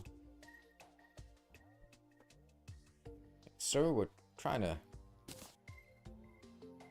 play Terraria, not contemplate sex with a JPEG. The game talks about her bathwater, so might as well. That is a bold jump in logic there. The game makes a reference to Prodigal bathwater, which is a joke about Belle Delphine selling her bathwater. Therefore, I'm gonna fuck the Prodigal in her bathtub.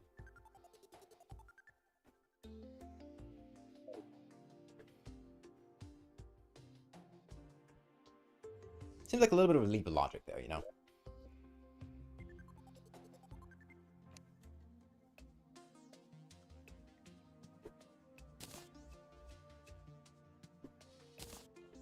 The 2 child NPCs are the Angler and the Princess. And no, you're not going to ask Smash or Pass Angler or Princess. Okay, I need a bucket of lava, so I can shut down spawns in the spot I want to.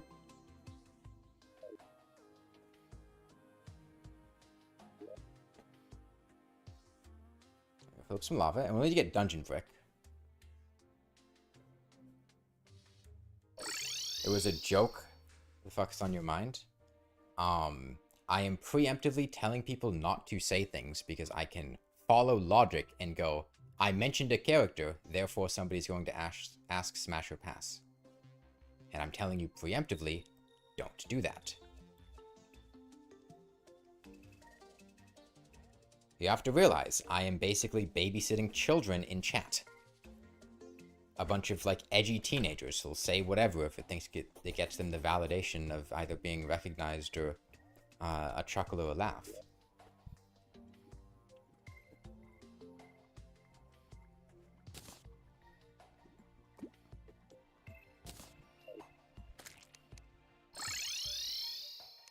The minion usually a dragon. I mean, if I got, like, a Deadly Sphere staff, I'd use Deadly Sphere. Any minion that, like, as long as it's not a ranged minion, I'd use it. I just want something that can actually deal with something like walking in a straight line. Let's...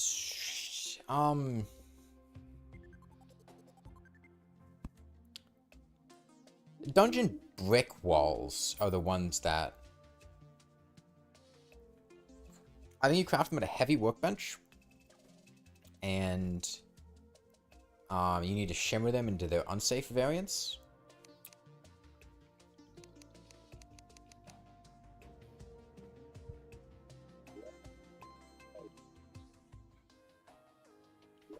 Might also be a graveyard involved, which would be very inconvenient. Do you need a graveyard to craft dungeon brick walls? I don't think you do. Fairy song is most appropriate for a dance pad. I don't know. So Post-Plantera, which opens up new tiers of wings. Okay, let's get some dungeon brick.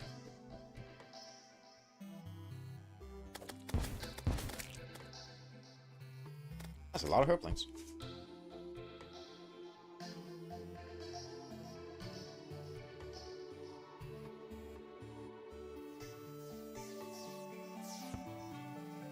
Okay, am I just gonna Seedler Golem?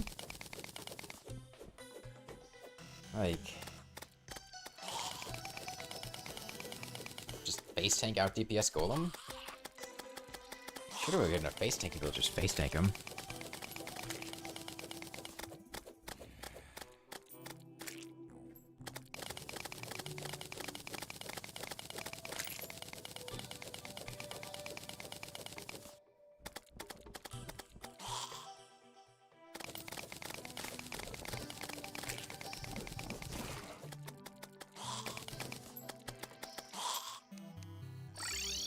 Heavy workbench, no graveyard. Okay.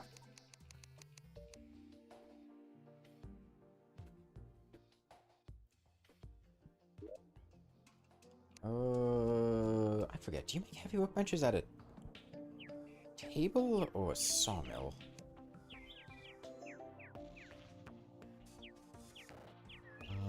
Table. Okay. Let's see it.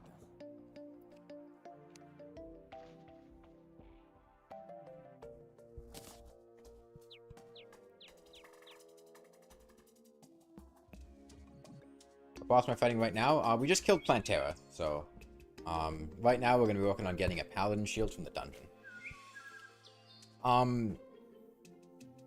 So Paladins, I am fairly certain a brick wall, right? Are they brick? It's whatever one the blue armored bones show up in.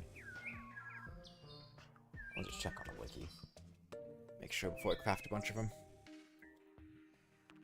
I'll get the specifications for artificial dungeons too, because I want to make sure I do this right. Terraria, Paladin.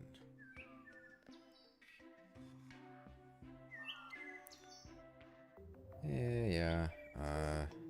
Dungeon brick walls. Okay, yeah. Brick walls, and... what does a dungeon biome need?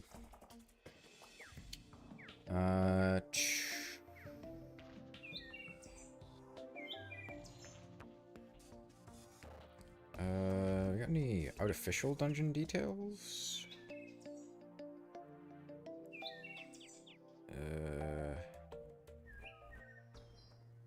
Huh. Not seeing.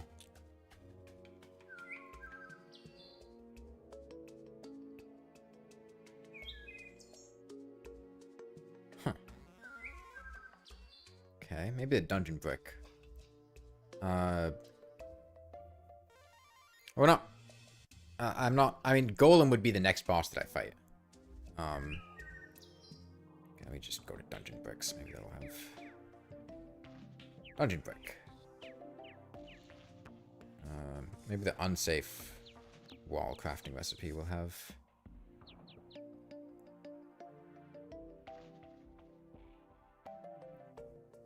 Details on it. Yeah. Well, we're not fighting Golem right now, so like we're not fighting a boss right now. I'm getting stuff to fight Golem after, but Golem will be the next boss I fight.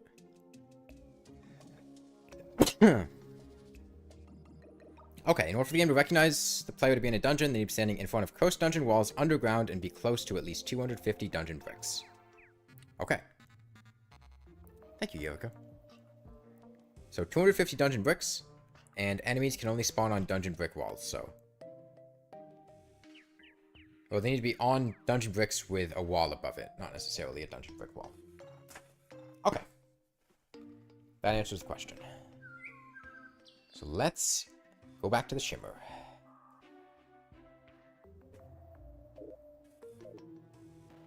Oh, I need my conch.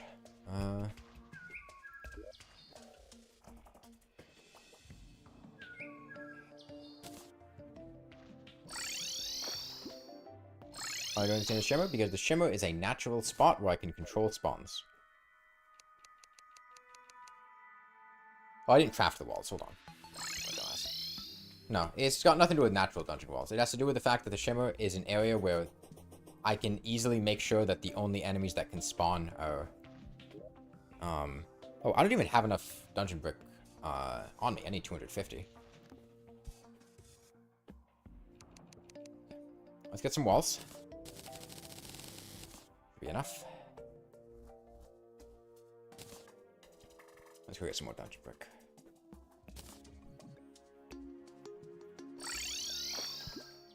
Yeah, it's just like when you're trying to make an area to farm enemies, one of the first things you want to do is make sure that there are not other places where you cannot reach the enemies that they can spawn in. And the Shimmer is like the best place in the game to ensure that. Outside of certain seeds like Don't Dig Up, having a large ash area in the underworld. Because it's just very easy to make sure that nothing else, there's no other valid locations.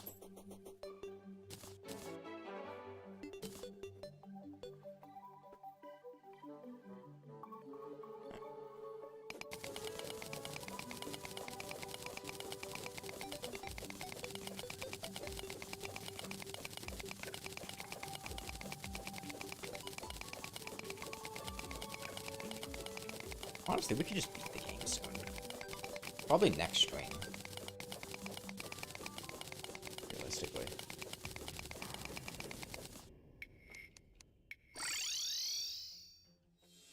Because there's not really any post-Plantera content I really want to do that much.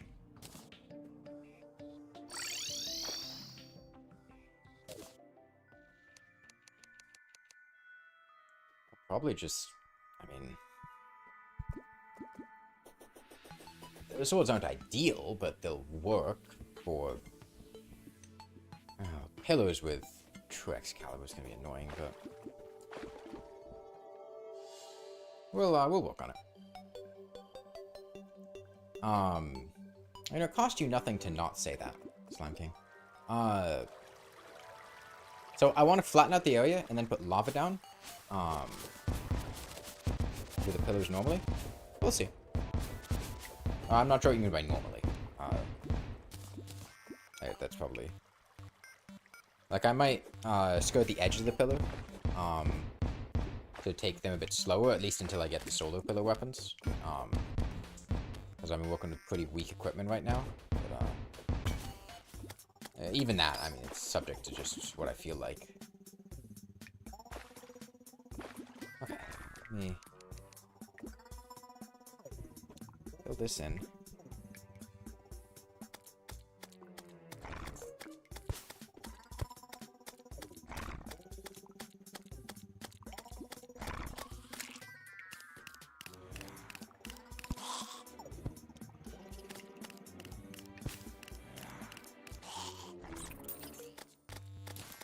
I'm just gonna go ahead and lava this whole area.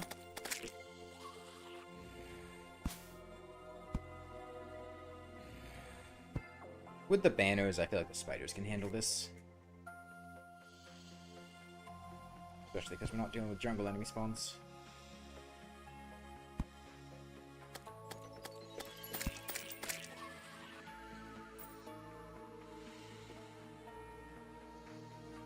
As devs intended, for example, you can kill the Stardust Pillar with killing cells and letting them go back. I'm pretty sure that is an intended way of fighting the pillar. If it wasn't, I'd... Like, what is your claim on that not being intended? What is that based on? Did the developers explicitly say that you were not intended to let cells regrow and kill each other? Because it seems pretty intentional in the various pillars, because it's a recurring theme between Vortex and Stardust, that the enemies make more of themselves so you can kind of just farm them.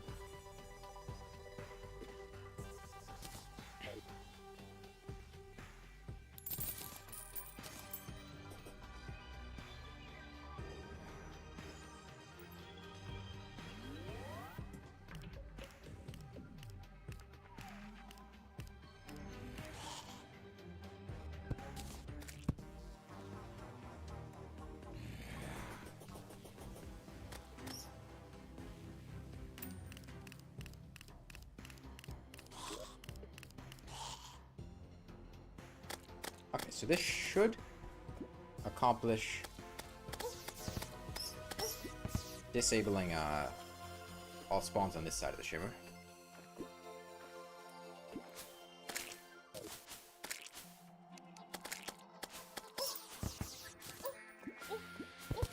Destroy this.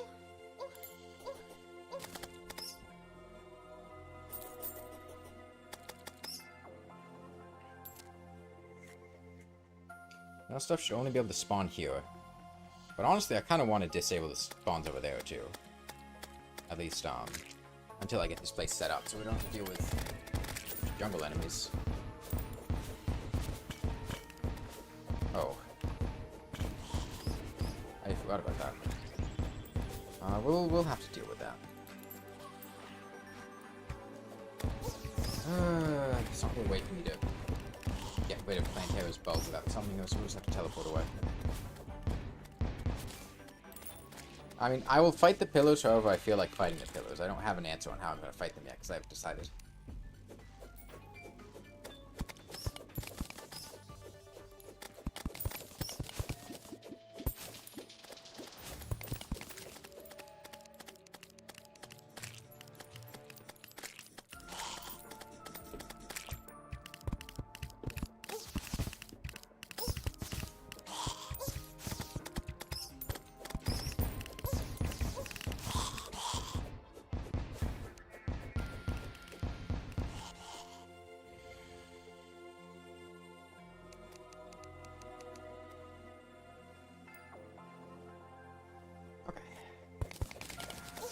Water out of here.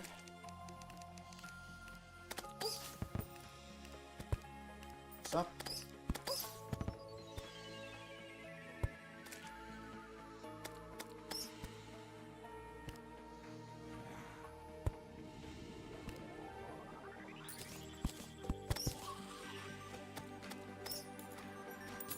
Okay, and we gotta deal with this ball, so.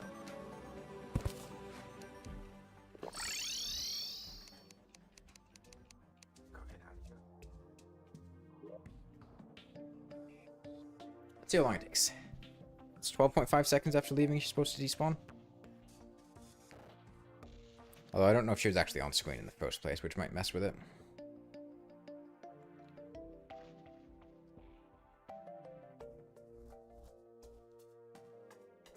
Come on, you can go away, Plantera. She's gonna be annoying about this. Her hook's gonna be here soon, probably. Sometimes she sends her hook out. He's still coming? We'll be fine. I'll have the magic conch. Would you like to leave, Plantera? Appreciate it if you did. Maybe I'll let her go on screen.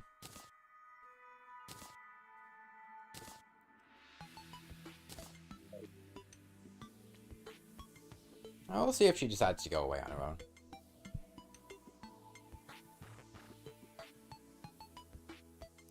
Odd that she's not despawning, because she typically does.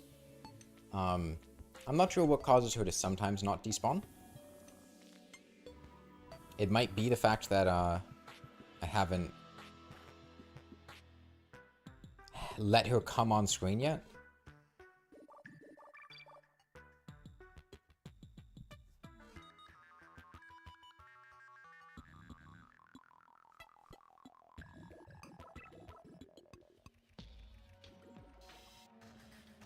Let me try that. I'll let her, come on, show up. Show up, please. I think she showed up on screen.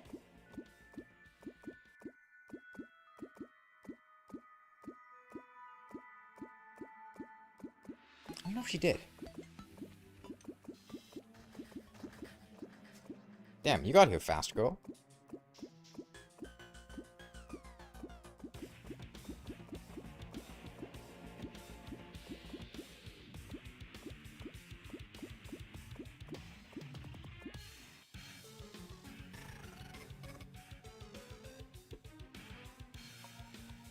Hello?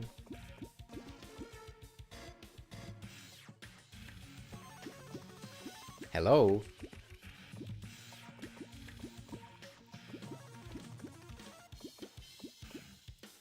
Plantera?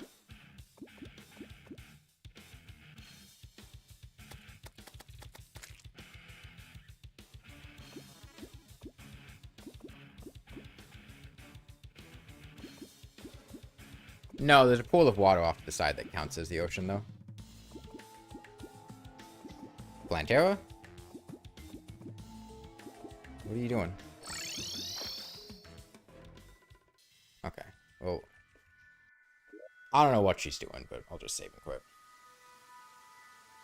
Go away, Nimbus.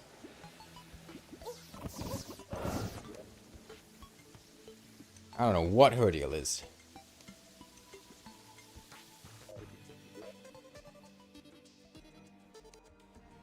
Can I show the minimap?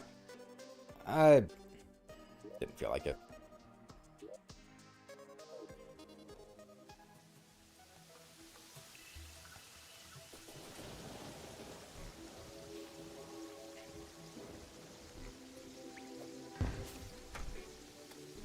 Okay, I need to redo all my buffs and stuff. Whatever, the bulb's gone, so...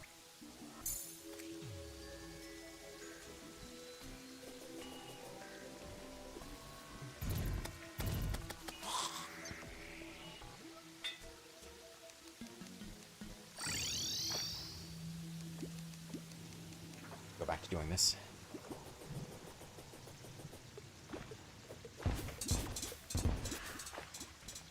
Prep plant yesterday after mech bosses, or was just prep after plant? We killed Plantera today. I'm doing melee class.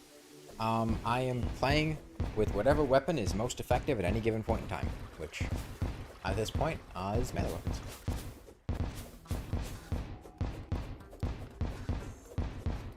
Right now, I want to get a Paladin Shield, which is what we're setting up. We've used ranged magic and summoner weapons throughout the game. Just whatever is good at any individual point in time is what I've been working with.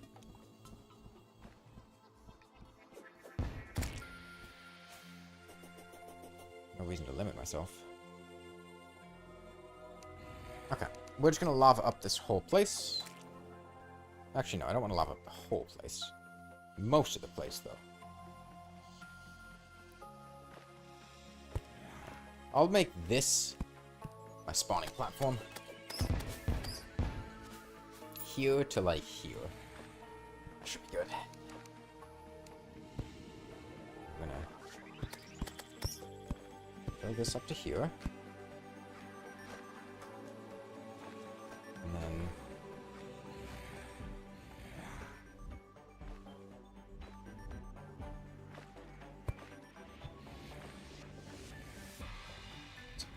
here. Are we in? Yep. Going for Paladin Shield.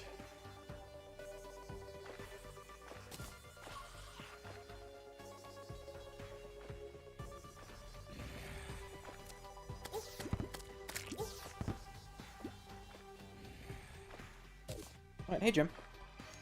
Welcome. And bye. Deal with this skeleton. The opinion is supposed to develop a class with the least amount of progression holes and the most good weapons at any point in time. Ranger.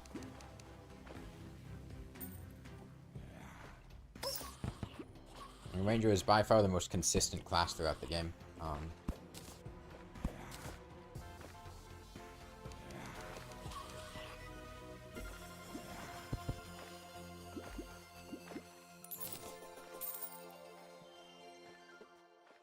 Over here.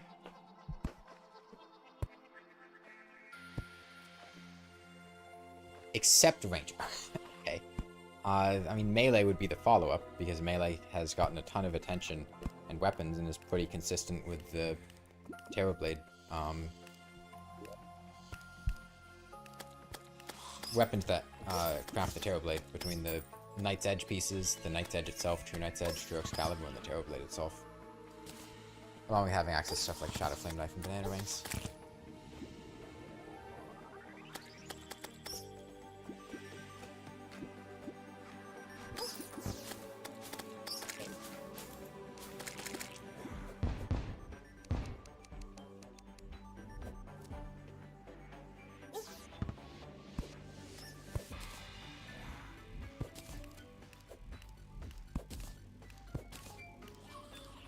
You know what I think of this? I could just, if I do something like this.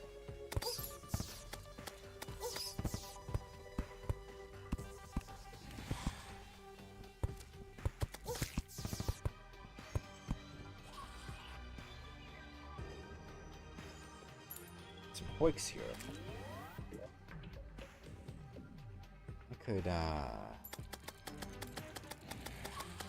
I could just have them spawn and then just walk into the lava and die. But then I could attack them if they're a paladin or something I want to kill. Or honestly, I could just shoot seedler shots over the wall here. Yeah, that should work pretty well.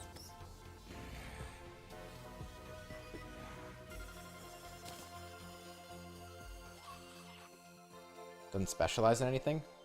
Ranger's specialty is being good.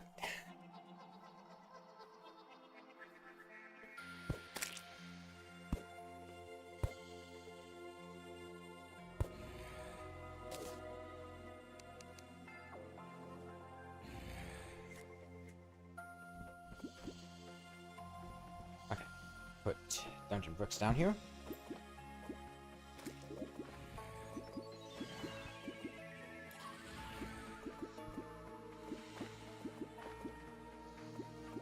Jack of all trades, and it's a master of many because it does a lot of them very well.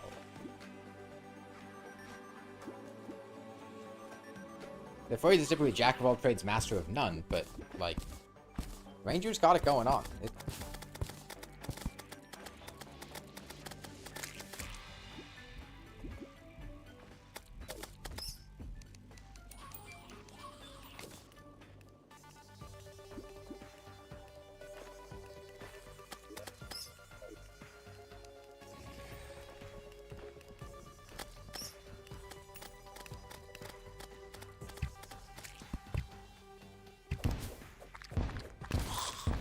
Destroy some of this jungle grass.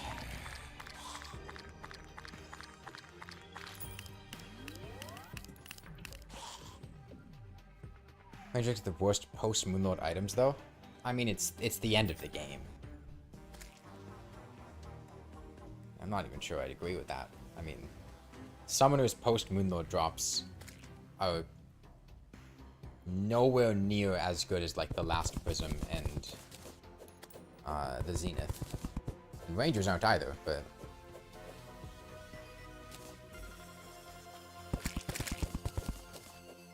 You know, the Celebration Mark II and the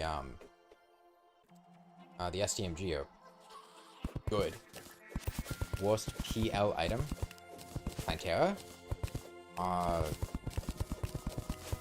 don't know. Pygmy Staff?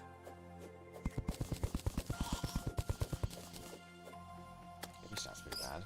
Oh, Post Moonlord? I'm supposed to know what that means. Gravity Globe.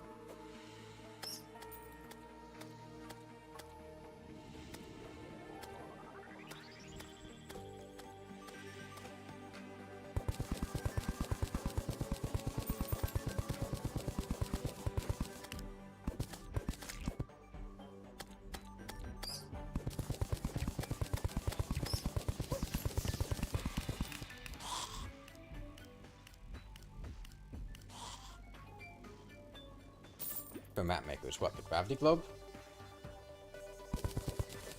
It's still bad. At least they changed it. The 1.3 Gravity Globe was fucking horrendous. Because it used, you couldn't switch gravity in midair. You could only switch gravity when you were on a surface. So it was a worse gravitation potion.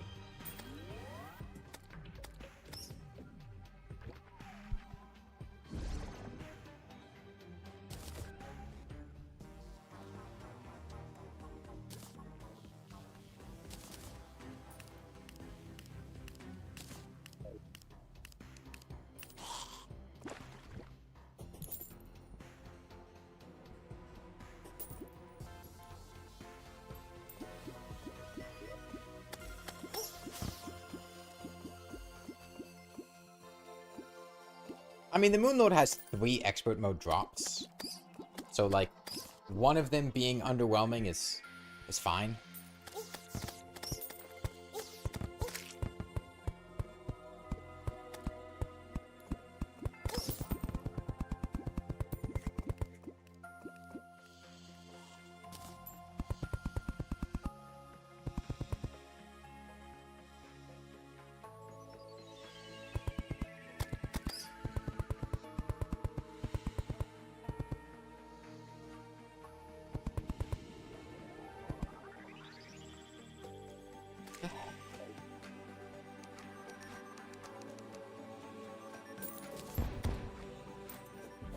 Now I need to put down a bunch of dungeon brick.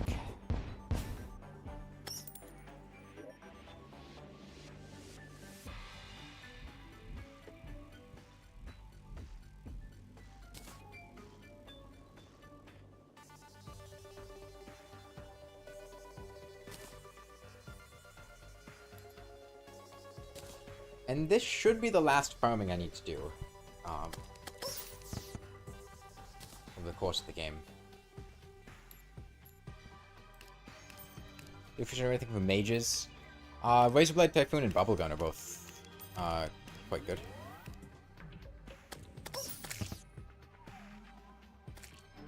The suspicious looking tentacle, Odin, the light pet. The Starboard is absolutely incredible, and the suspicious looking tentacle is the best light pet in the game. And then the gravity globe's pretty underwhelming.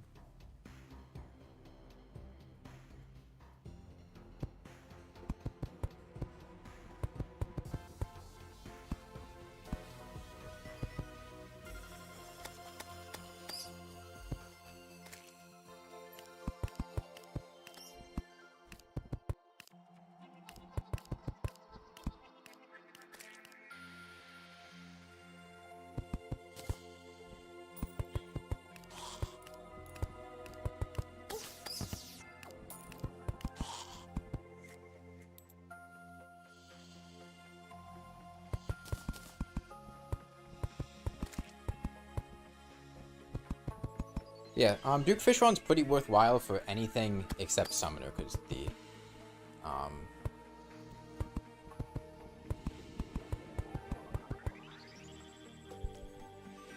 Tempest Staff is workable. It's not, like, completely horrendous, but, compared to Duke Fishron's drops for other classes, it's kind of underwhelming.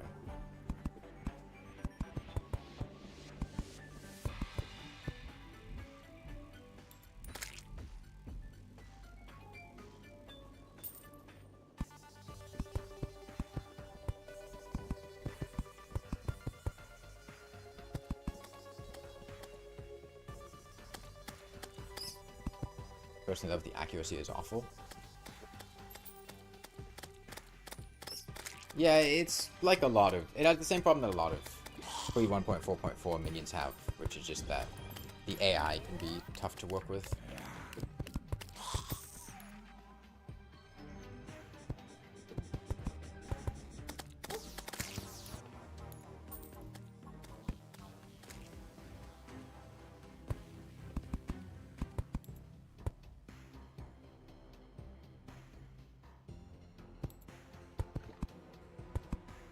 He says you need naturally placed dungeon walls. You don't. Whatever you're looking at is outdated.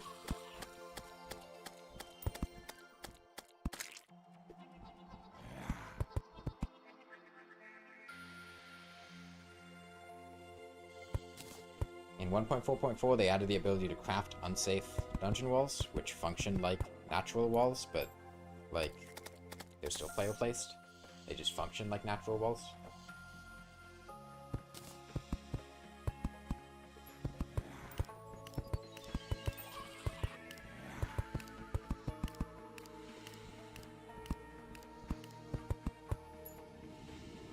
I mean, the official wiki could have the same issue. I mean, it's just, you know, a certain part of it might not be updated properly, or might have a reference to shimmer brick walls, but not be fully fledged out. Does the Wisp have the same lighting? has a suspicious tentacle. The tentacle has highlighting nearby stuff, and I prefer its AI over the wisp. Doesn't move around when you move around.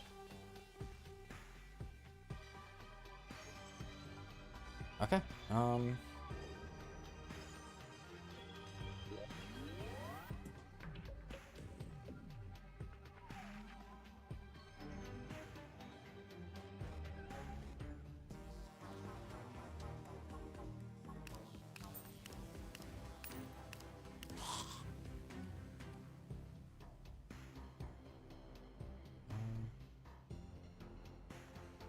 are the walls? Did I trash them? I don't think I trashed them. They're just sitting on the ground somewhere?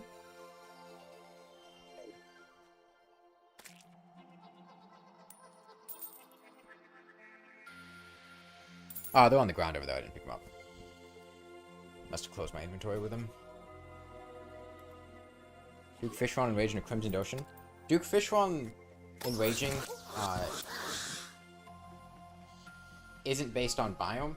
It's based on distance from the edge of the world. So whether or not the biome counts as the ocean is irrelevant. What matters is how far you get from the edge of the world. A Crimson Ocean doesn't matter, but getting far enough from the edge of the world will.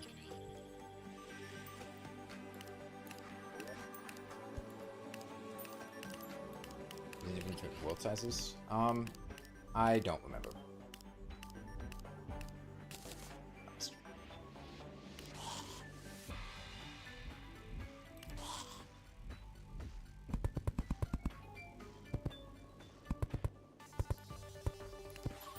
Okay, and now we're getting spawns.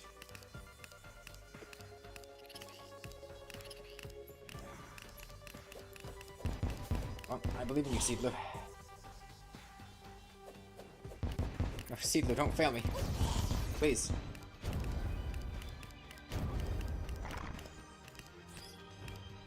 Please, Seedler. Ah, fucking...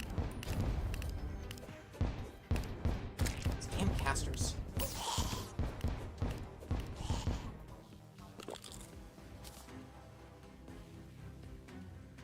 This... damn it.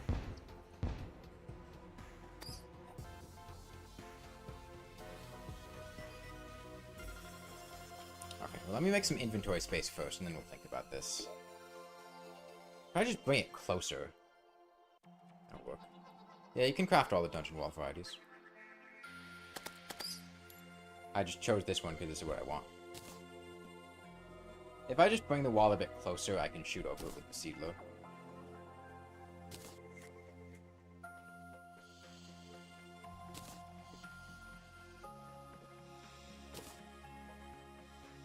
On the wiki it says it's always 400 blocks.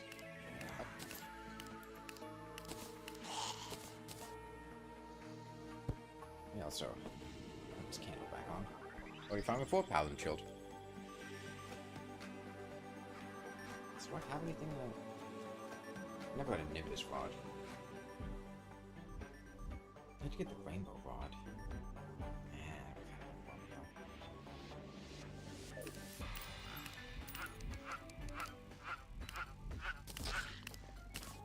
We go to, like, here. Should.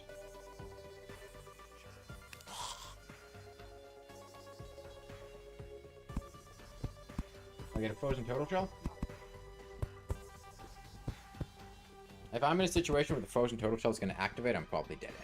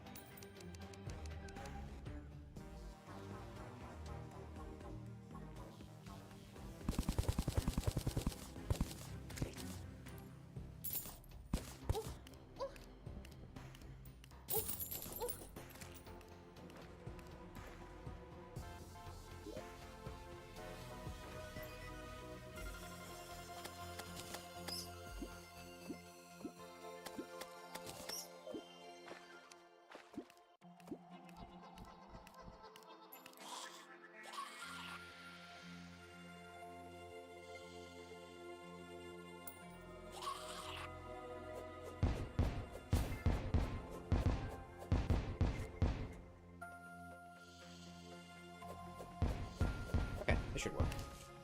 On my first playthrough take? Just, like, of Terraria ever? I don't remember. That was a long time ago.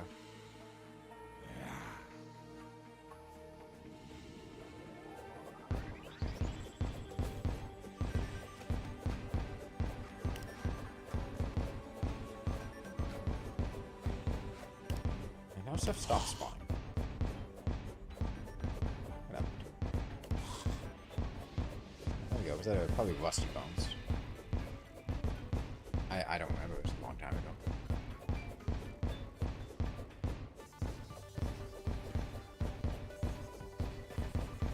Why are spawn rates so bad?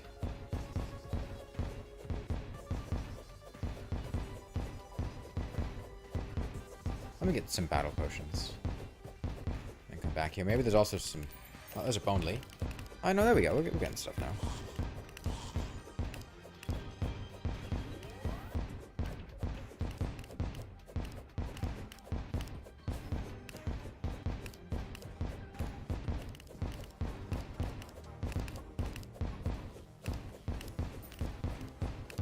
Okay. Necromancer. There's a paladin.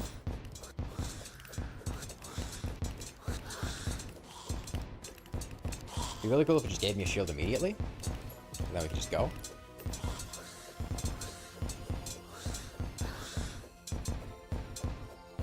It's gonna take a second, fortunately. Paladin won't go anywhere though, so that's nice.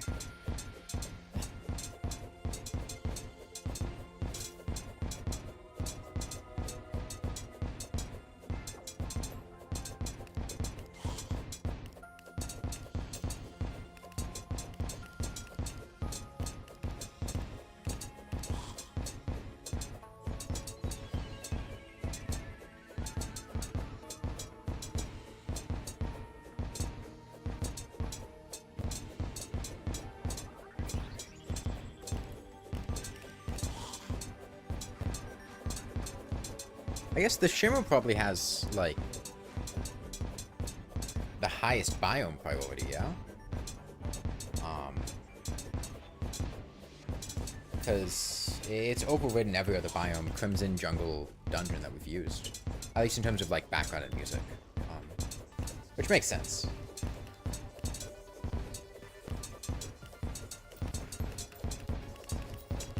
Explain to you why these things drop ribs that reference something. They're skeletons. Skeletons have bones. Ribs are bones. Okay, well, I mean, now we just wait. Outside of the occasional biomage spawning, we should be pretty safe from everything.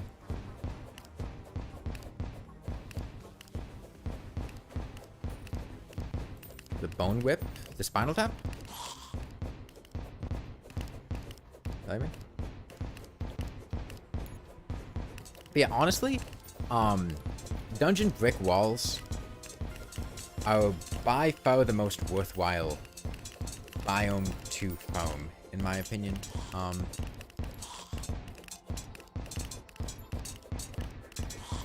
Now, if you want the sniper rifle, or the specter staff, or the inferno fork, you'll need to farm the other ones, but paladins are wonderful. I also think you don't get giant cursed skulls. I think they'll spawn in a different type, or they're just very rare.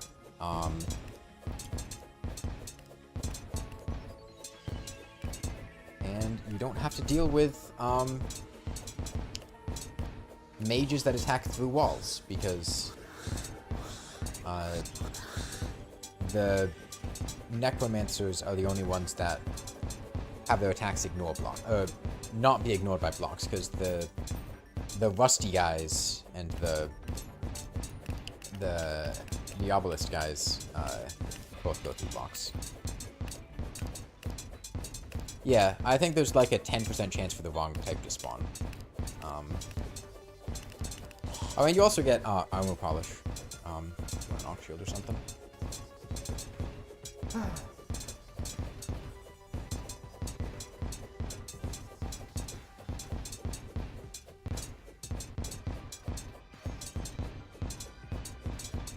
Alright, give me a shield. Nah, no luck. I don't even think it's worth going back for a battle potion.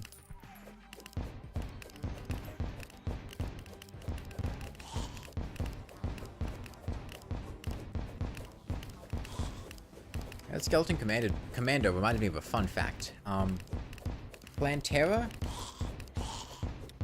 is guaranteed to drop the grenade launcher on classic difficulty, but on expert mode and above, she is not guaranteed to drop the grenade launcher because treasure bags, I think there's some kind of conflict with treasure bag coding.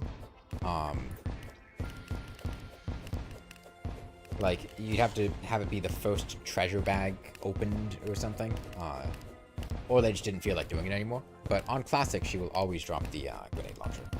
The first time you kill her. You know the difference between the walls? Yes. The dungeon has 3 different wall varieties. I don't think they have any... I don't think they do anything in pre-hard mode. But, come hard mode, the 3 different colors of dungeon enemies, the blue, the fire ones, and the rusty ones,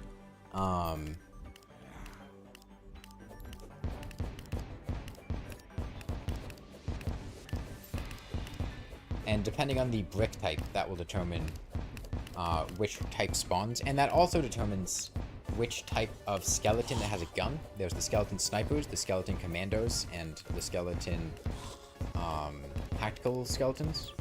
The one with the shotgun, rocket launcher, and sniper rifle, they spawn a different type. Paladins spawn with brick walls. And the different mages also spawn in different wall types. So it can be worthwhile to identify which wall type is where if you're trying to get a particular item to drop, so you know where the enemies spawn most frequently. Is our character cannibal? If he's human, he eats other dead humans. Well, no, the ribs aren't necessarily human ribs. There's no indication of that. It's basically just a...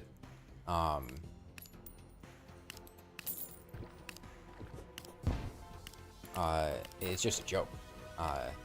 It's a reference to skeletons having ribs. Or a skeleton's favorite food being ribs, even.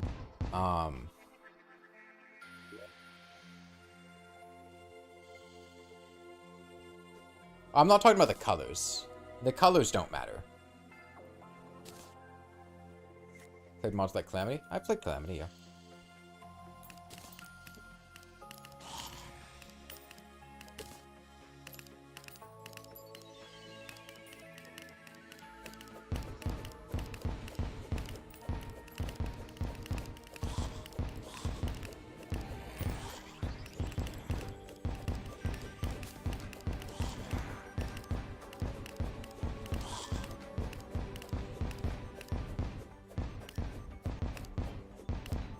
We've killed 2 paladins. I think it's what, like a 6% drop or something.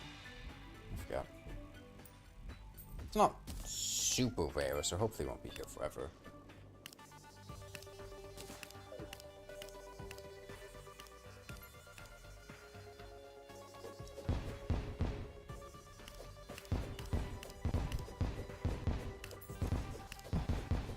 Oh, there's a cursed skull.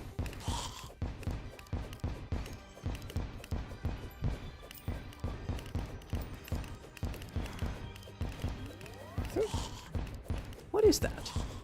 Is that ectoplasm? There's something that's like blue. Is that a tattooed bee-wing?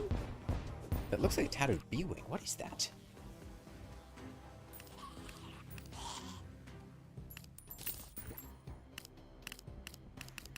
Maybe it was coffee.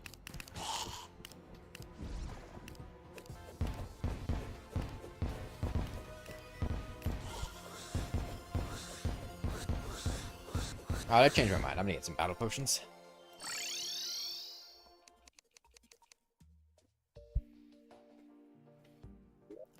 %19 on expert? That's pretty high.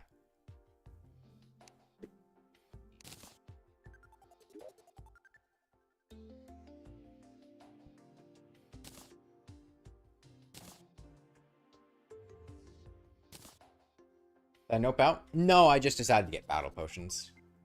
And also offload some stuff on in my inventory.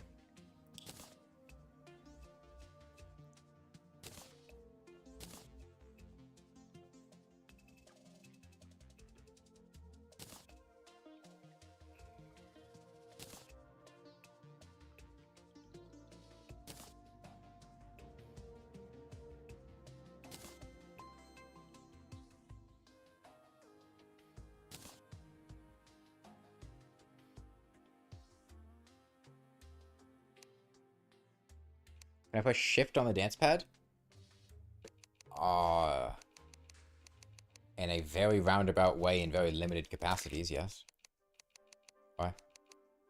Oh wait, do I not have deathweed? I don't have deathweed. I got some deathweed.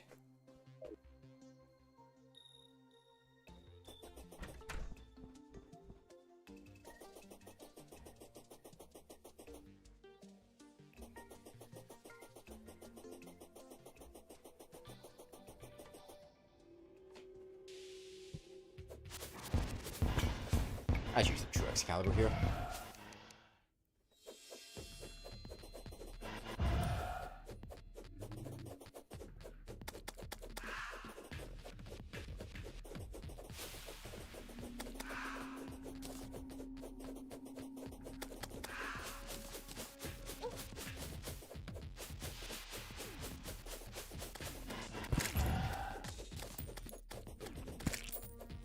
Alright, where's the deathweed at?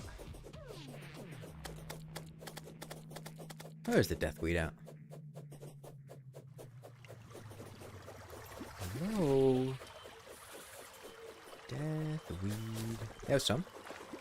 I push shift, drag the items from the chest. I mean, I have a keybind that has shift to quick them, do them. It's just, I didn't really feel like it. Switching to that control scheme.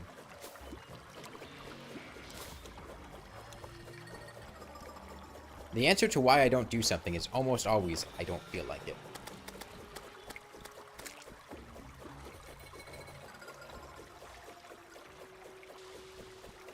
I can and have plenty of times in the past. It's just apparently the one time that I decide not to do something, I immediately get asked why I don't do something.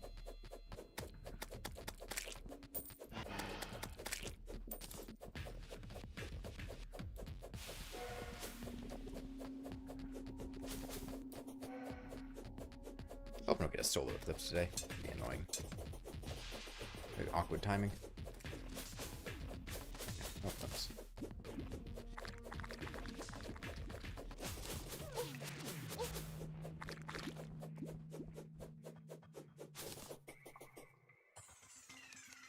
Okay, that should be enough deathweed.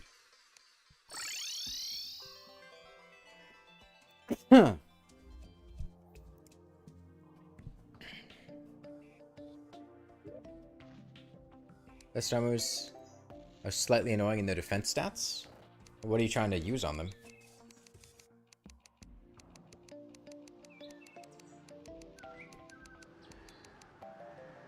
Hello?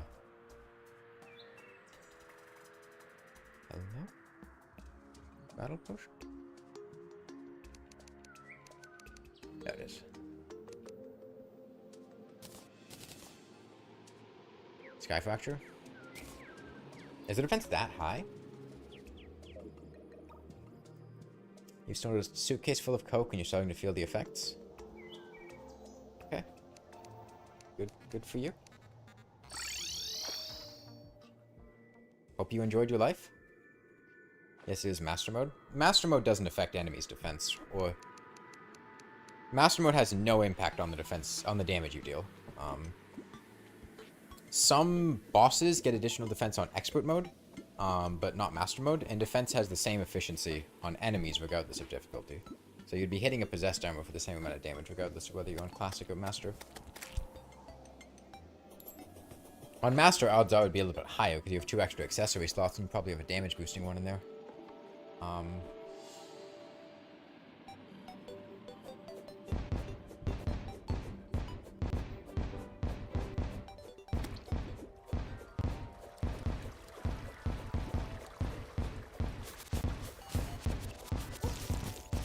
Oh, Black Recluse.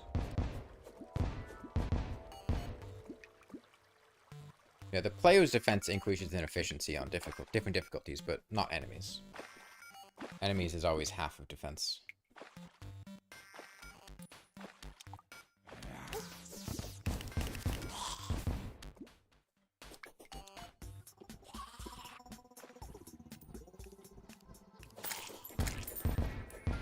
I wonder if the... Oh, I need not call the shimmer here.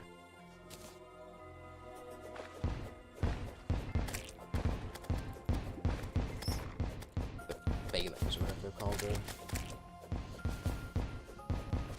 Some spawn rates.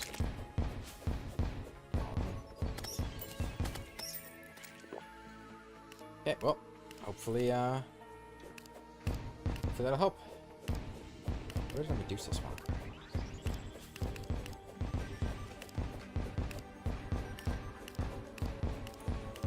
Weird. Must be somewhere that enemies can spawn.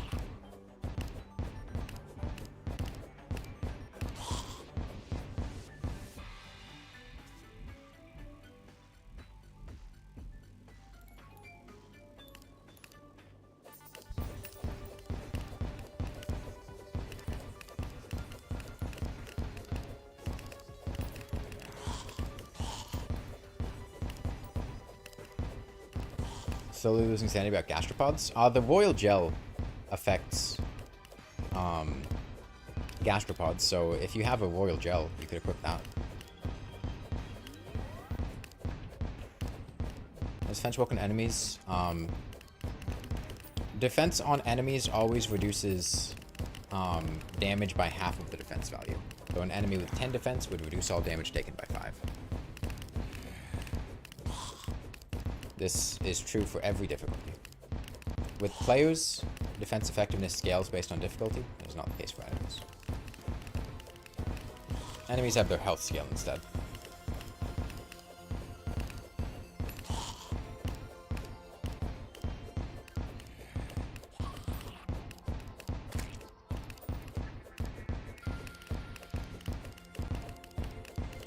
Oh, they were fucking... Oh. That's what's happening. There are enemies that have picked up coins that are not despawning, that are sitting in the shimmer pool.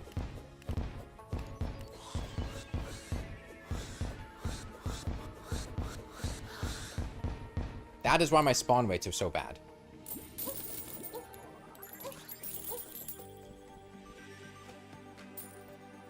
Okay, let me save and quit to despawn these guys. And then we'll come back. Let me also close this off.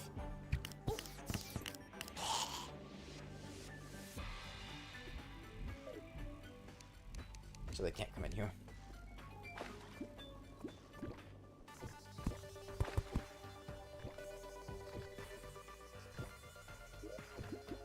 You can see them like glistening. I guess there's shimmer effects, but there's definitely stuff in there.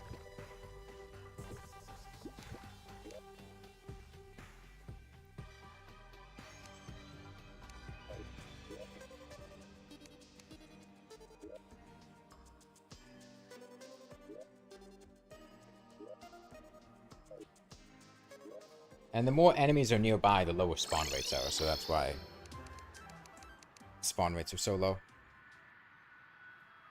I don't really need any of my... none of my Bewitching Table Sharpening Station buffs are really coming into play here. I guess Sharpening Station is a little bit more damage per hit, but I don't think it's particularly consequential.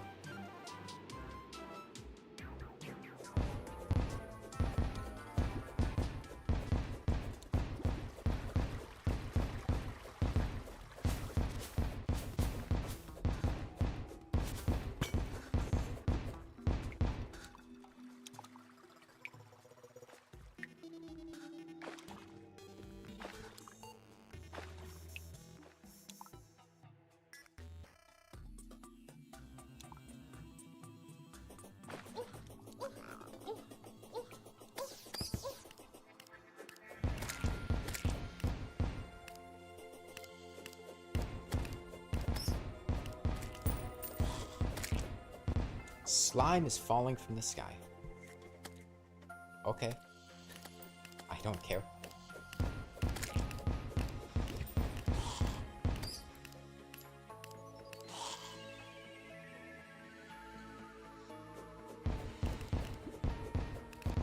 Okay, hopefully that improves our spawn rates.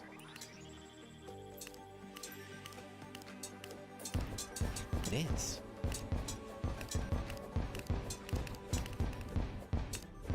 Oh no, we're getting...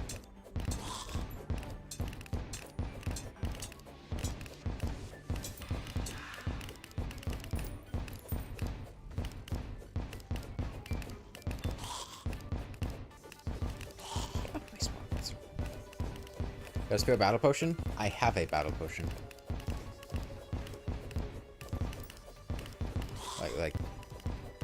Like I have one drank. I have a battle potion and a water cannon.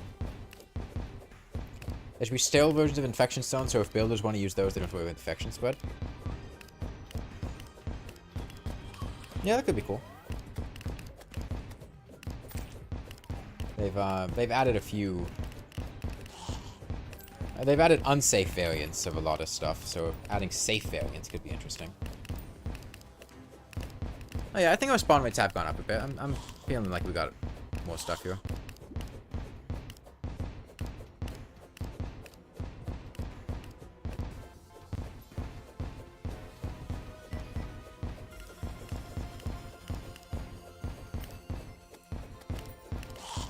Not having much luck with paladins, though. Yeah, I think... No, a battle potion is a buff. It's not a debuff.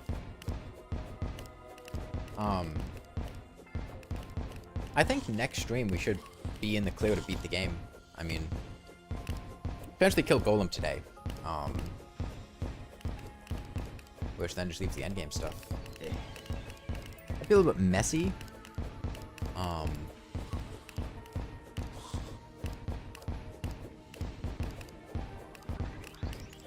Angry Bones banner. Or KO? Really? Give me Paladins. What is that that's dropped right in front of the... What is that? That like purple thing. What is that? Like right next to the wall of mud.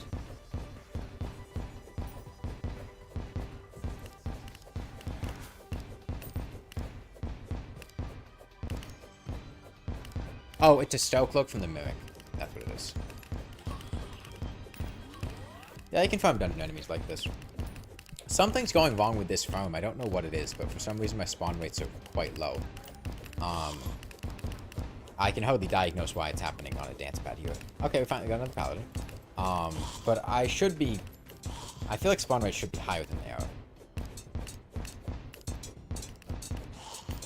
Oh, I mean, this is what I feel like should be happening. Like this level of enemies, so maybe it's just some flukes.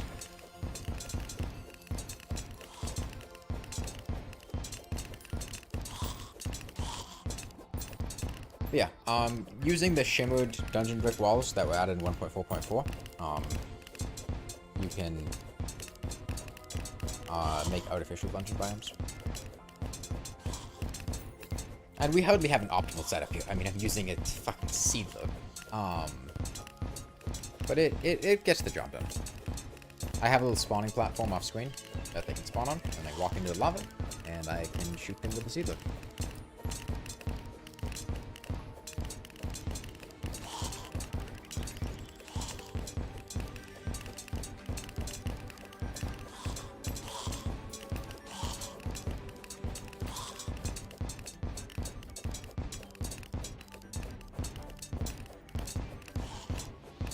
Okay, a blue armored bones banner would be pretty cool. I want to kill this paladin before I put it down though, because I don't want him to walk away.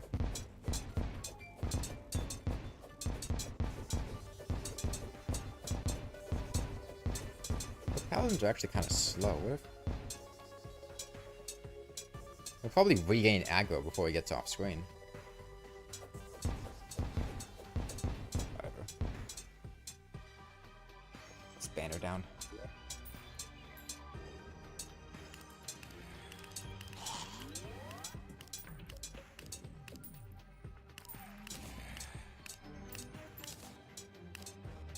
Yeah, he regains aggro before he gets off screen.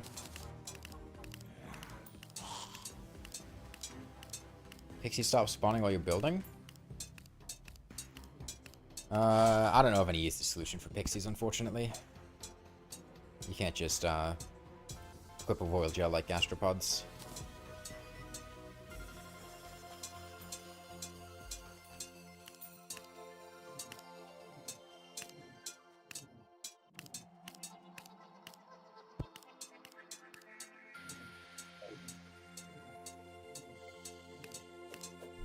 Alright.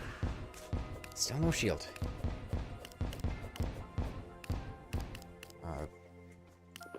We drink a battle potion. And hope for the best.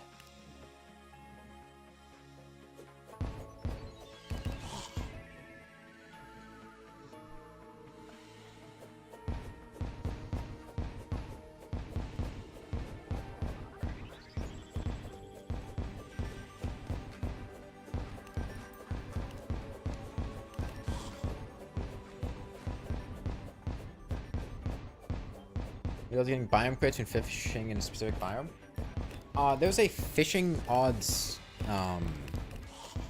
calculator that you can look up, where you can input your exact fishing power, and it will give you the exact odds of fishing up any given item. It's posted on the Terraria forum somewhere. I don't know the exact numbers, and it varies based on your fishing power. There's no easy answer.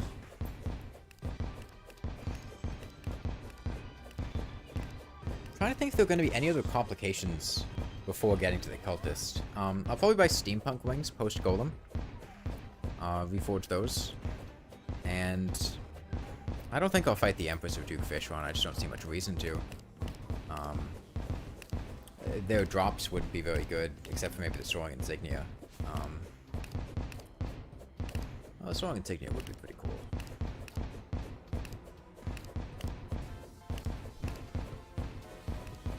Upgrade to Beetle Armor, post Golem.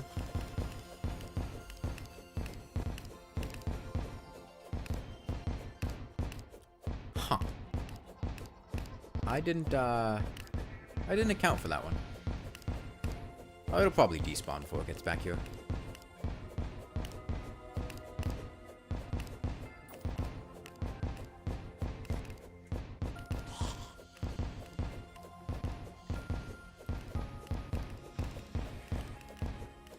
These necromancers not despawning. Are there just like a bunch of necromancers? What are you doing? What are you doing? Genuinely. What the fuck? Okay, surely that'll have knocked him far enough away. I'm trying to grind the Aether. Easy way for me to manipulate enemy spawns to positions I want them to be in. It's a naturally occurring place that's convenient.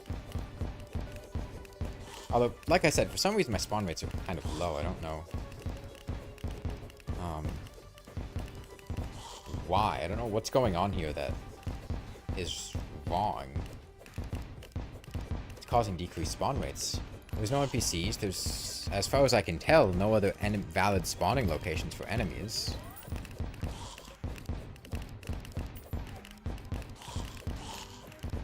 I mean, this, like, we'll go through bouts of it seeming fine, and then seeming very slow, and I don't know why.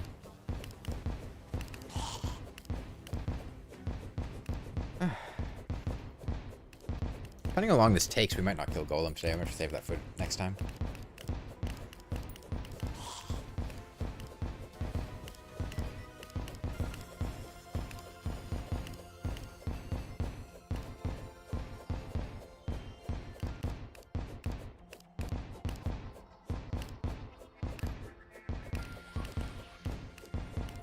Okay, got another Paladin. Shot at a shield. We need to reforge the hero shield to warding too. What do I swap out for it? Ankh Shield? Smoked, or is this the Aether dungeon? What? I have an artificial dungeon biome in the ether, but like, I built this. It didn't naturally appear like this.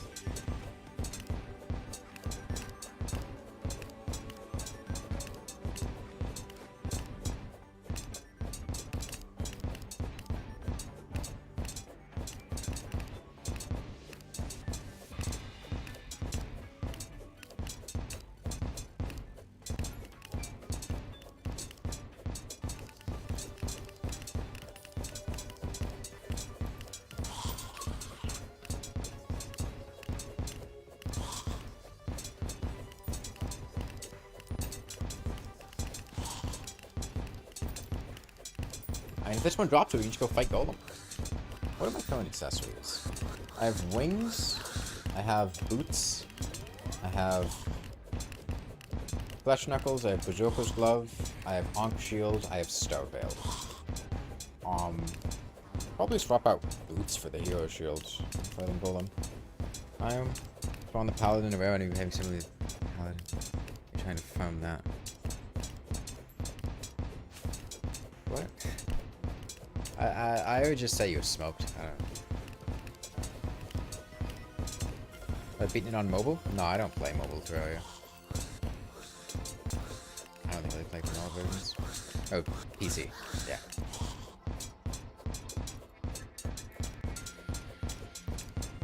Okay, give me a shield. Give me a shield. Shield. Shield. Shield. Shield. No luck with the shield. Would I? I don't see much reason to. I mean, I don't like want to play Terraria on mobile. I have to buy it on mobile, and then I'd have to find a way to like record or stream from my phone, which would be annoying. I don't know, a particularly big phone.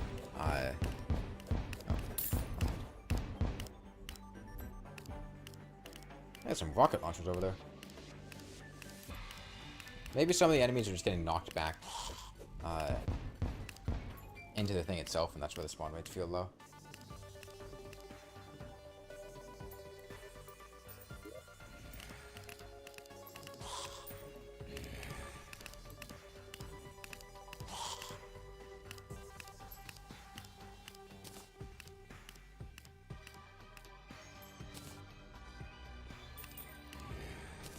B-Wing. Let's get all this stuff out of here. Oh, got another Paladin. There's another shot of the shield.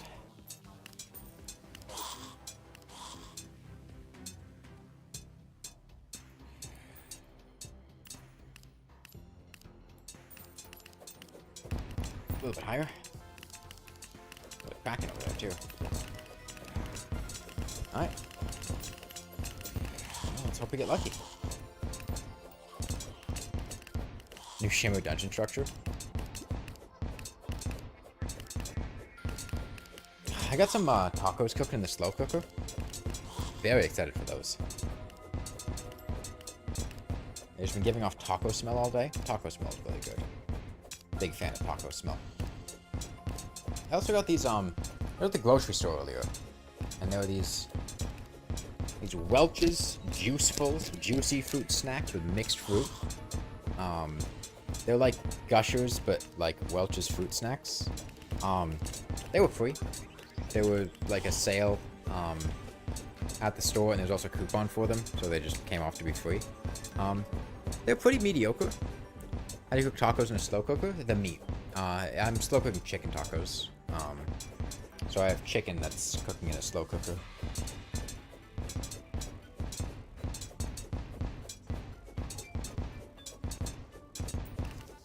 I prefer chicken over beef a lot.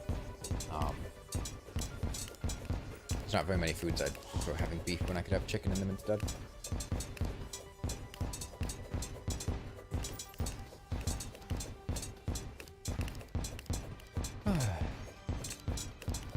beans are the best meat.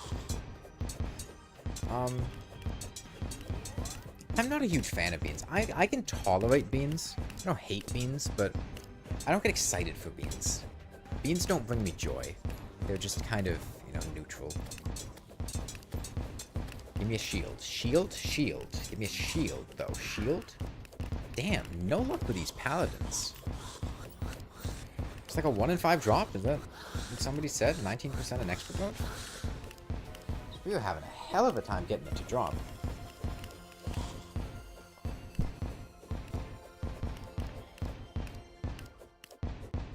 I think that was our 5th paladin. 2065 in this world? It's 2065 somewhere.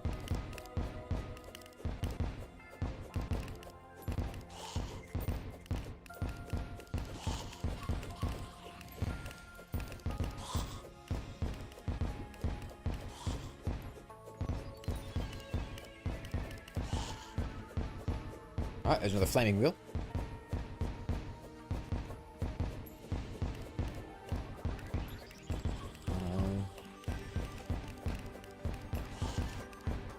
Yeah, the shield's a 19% drop rate. Just having no luck, I guess. Magnet sphere, huh?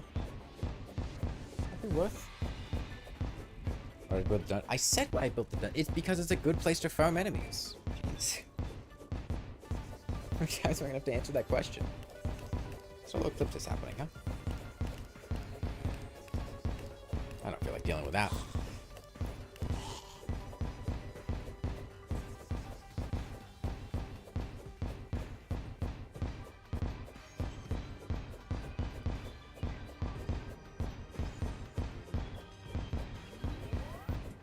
It's just a good place for enemy farming. It's not much more complicated than that.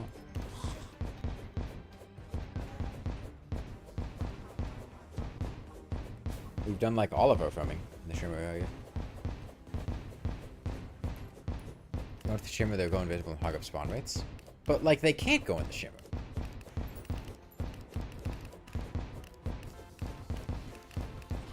It's blocked off.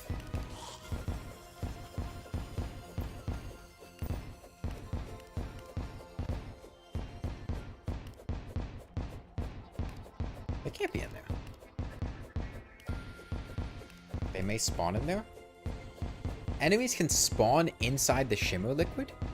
No. If that was the case, we would have seen that earlier when we were farming Shimmer enemies before.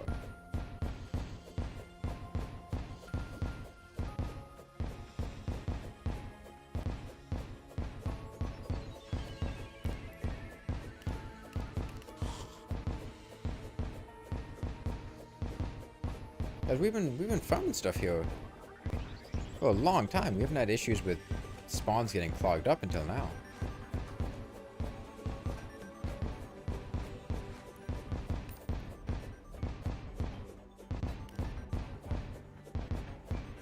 Doesn't spawn in any kind of liquid? Well, aquatic enemies can spawn in water. They place more dungeon walls? That shouldn't matter.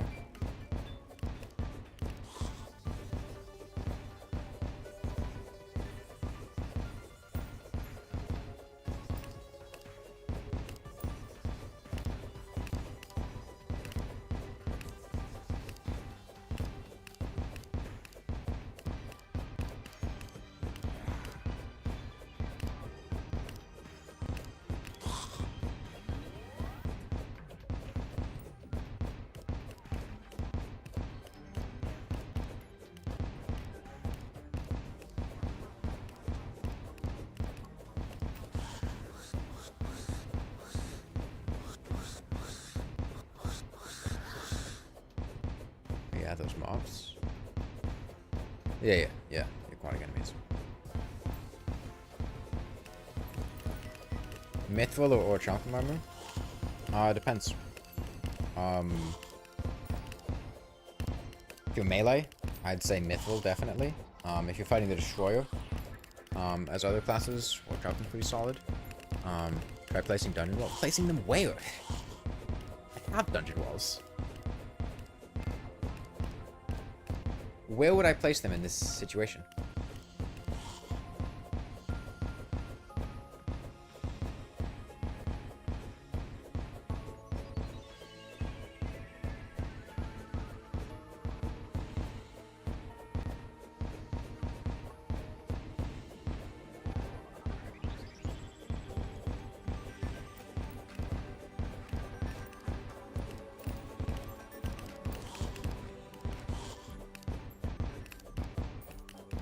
I do have an idea that might help.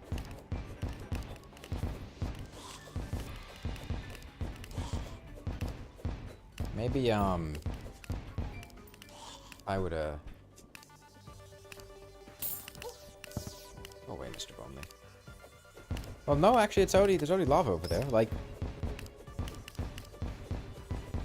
your top 5 pre-moonlord items?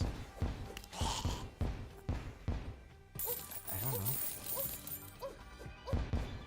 Top 5? That's a lot.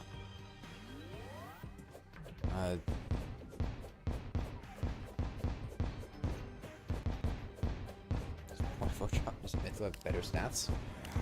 Well, all of the non-armor things for Orichalcum are better. And Orichalcum's set bonus is not useless. And it's only really melee that has, like, drastically better stats.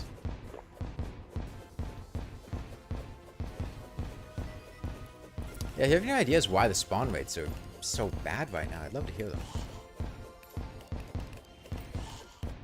Where did the skeleton come from? It spawned when I walked off to the right.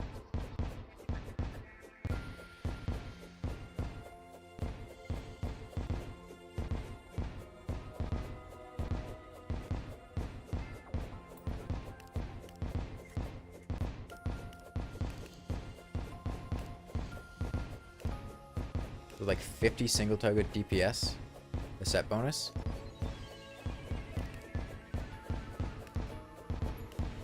It pierces, though.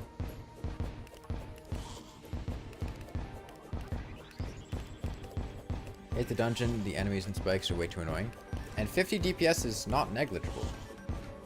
You know, in early hard mode, you're not going to be... if you have like a super optimized damage build, 50 won't be that much. But if you have a less optimized damage build, 50 can be pretty considerable.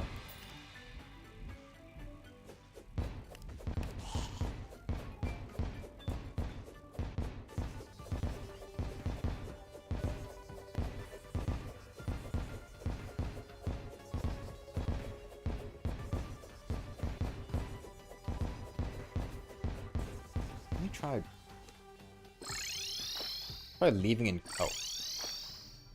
Oh yeah, I forgot about that. Anything is going on right now. So, let's get out of here.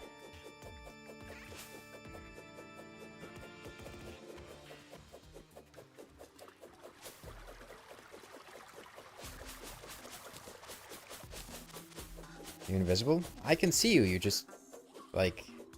posting a lot of, like, random, untrue things that there's not really much to interact with.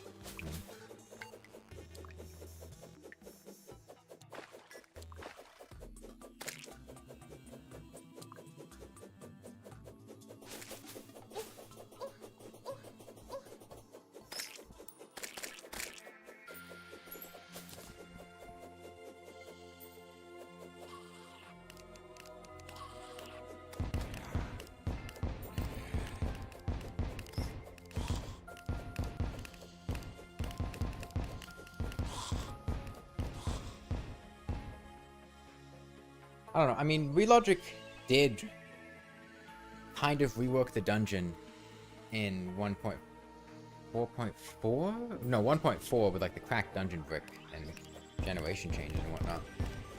Place more dungeon walls? Where? How would placing more dungeon walls help? I'd like to hear that. Thank you, Snipjay.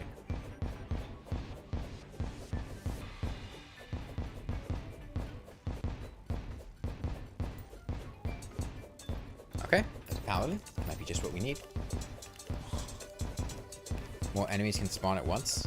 That would require a large rework of like the whole setup and be pretty annoying to do. And even then, I have to go back home, I have to craft more dungeon walls, and then I'd have to do a bunch of setup just to let a couple more enemies have a valid spawning platform, and it shouldn't really matter. Like, the difference should not be particularly noticeable. Or do squads? No.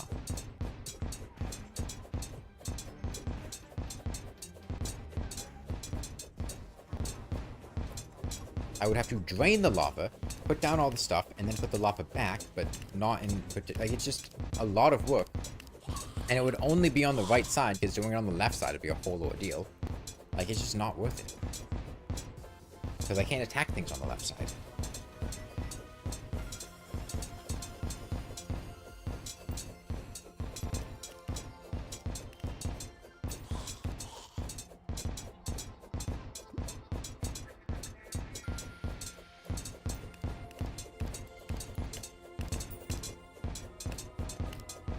Do I have Nimbus Rod? No, I don't.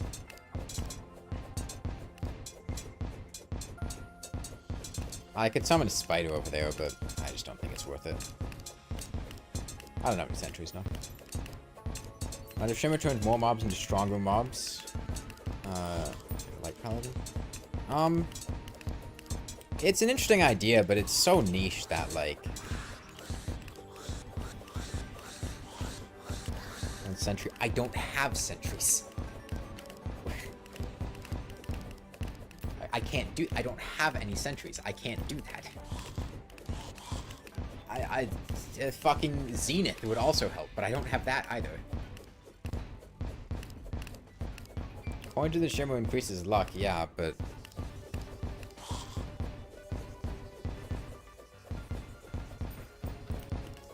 yeah, he could throw some coins in the Shimmer, I guess.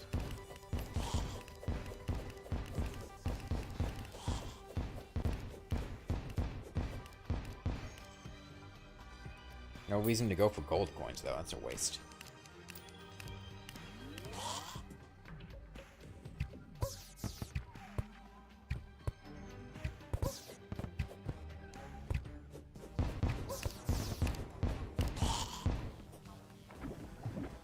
Off. No, I'm not getting a luck potion.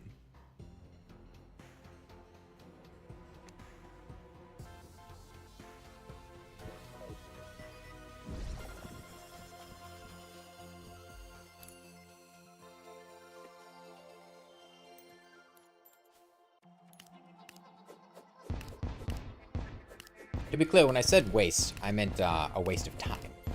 No, the reason I'm throwing the coin in the Shimmer is because we're at the Shimmer, and it's like a very minimal time investment. I'm not going to fucking farm gnomes just to get slightly higher drop rates on a Paladin Shield. And I'm not going to fish up stuff for a luck potion.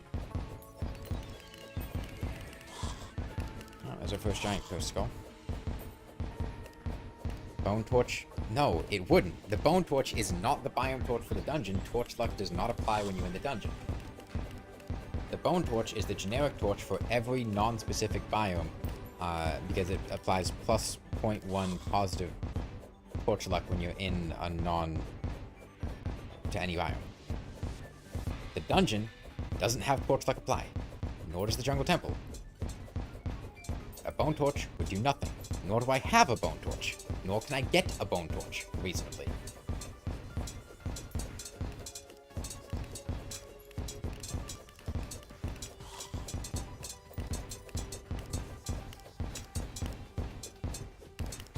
It's fine. We'll get a Paladin Shield drop. And, shouldn't be too, oh, fuck off. Jackass. Nobody likes you. I'm talking to you.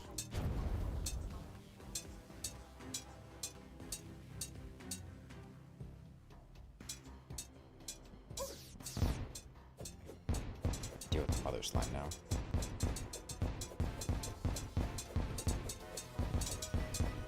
They really are the worst caster enemies. They flicked on fire for so fucking long. What the hell? That was like half a minute of on fire. I'm just gonna go sit in this water down here. Jesus. I didn't realize I had like 25 seconds of on fire.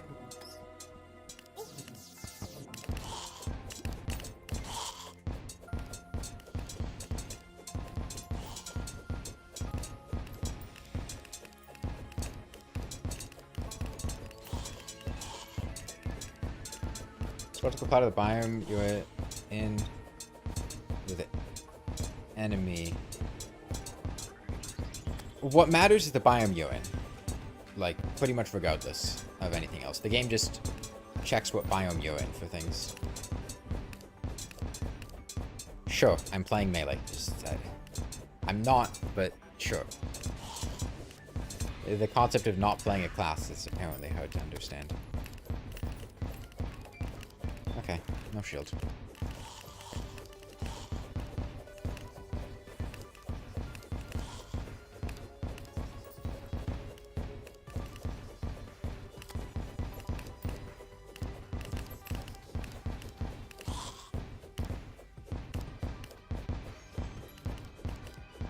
I had to deal with this mother slime. There's something a spider down there. Okay, hope the lava will deal with all them. Any paladins have I killed? I think that was the 6th one.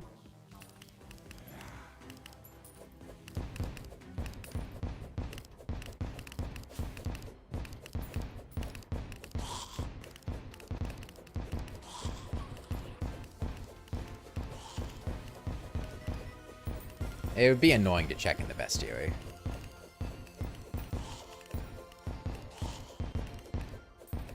I see a black. Engaging gameplay.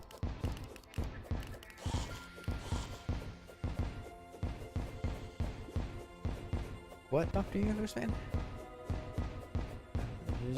I don't really understand what you're saying. You've been just saying a lot of weird things.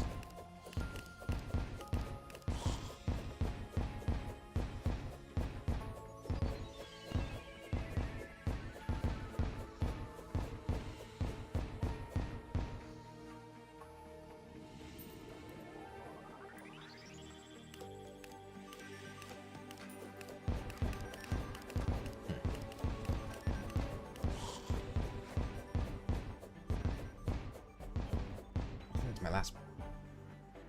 I'm out of battle potions now. Has another paladin though.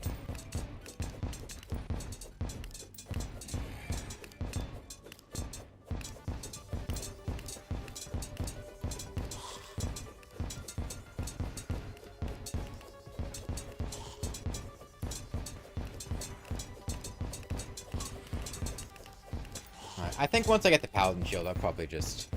I sound angry currently ever since you entered this where you think you're triggering, so you have a new superpower. It's not a positive thing, and it's more just a large wave of people suggesting ways to improve a phone design that doesn't need to be improved by things that wouldn't really help.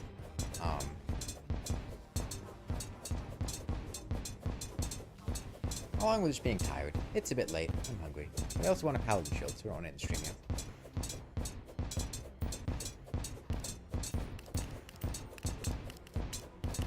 I think once I do get the shield, though, I'll probably end for the day there.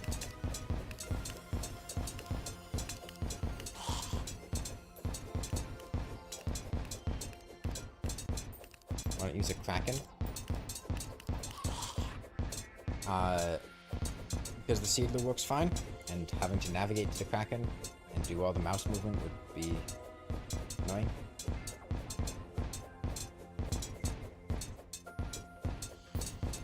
Quality of life mods would help with this. Yes, as would playing a different character and coming in with endgame gear, and just like hacking in a Paladin Shield. Those would help. Still no shield, damn. How many are we at? I'm curious now.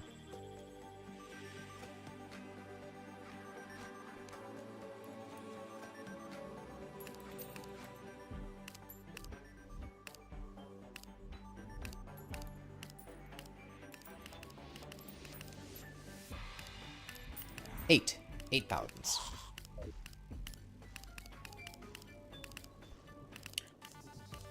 One in 5 drop, by the way.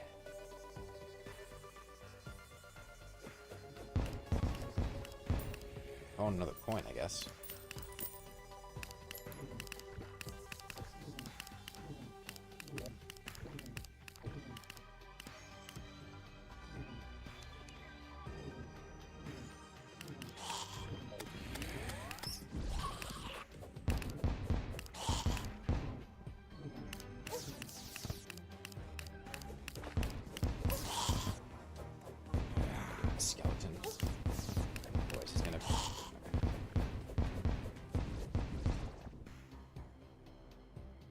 pretty average luck.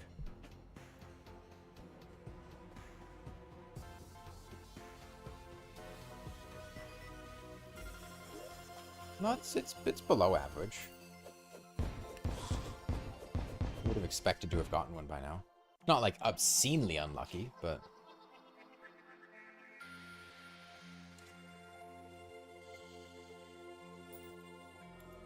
and to go like 30 Paladins last time for a shield. That's would be very unlikely to occur here.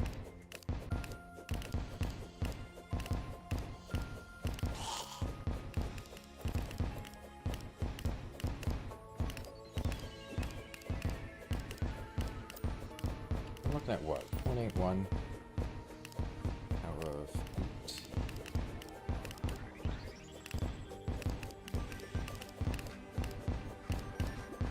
Until I'm bored? Yes. I would like to be done, but I also don't want to farm a Paladin Shield next time. So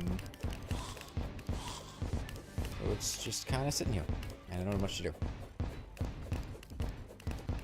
And I'm just kind of tired in general.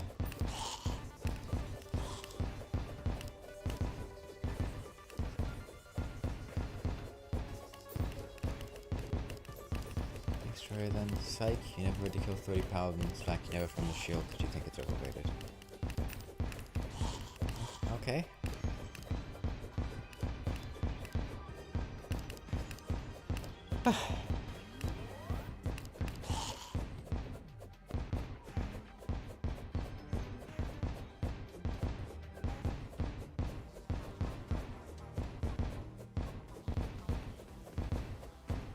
You know what I could do?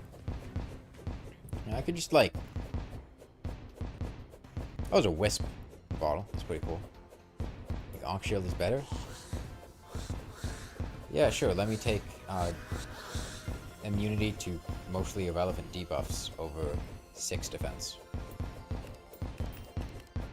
What do you want to craft out of the shield? The hero shield.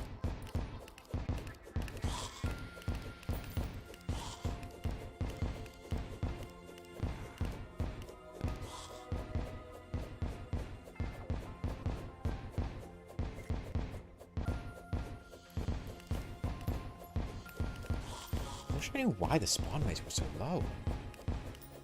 I don't have the battle potion anymore, but still.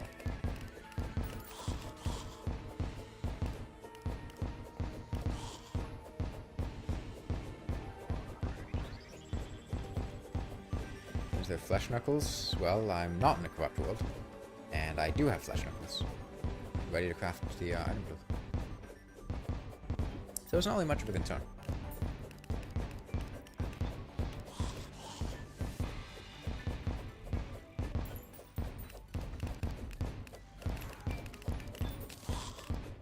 Okay, another blue armor bone spanner. Yeah, I'm playing a tank build. Blood Moon Dryad. Farming naturally occurring Crimson Mimics is a nightmare. Yes, you can do it, but it is awful. Are the water candles that reach the spawning area?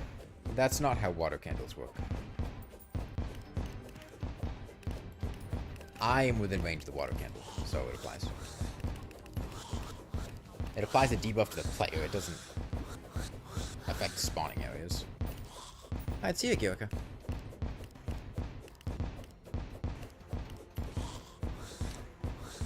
I will be doing this until, like, another hour has passed, or we get a Paladin Shield, whichever one comes first.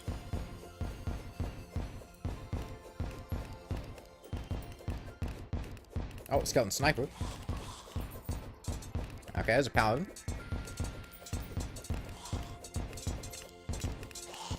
This could be it here.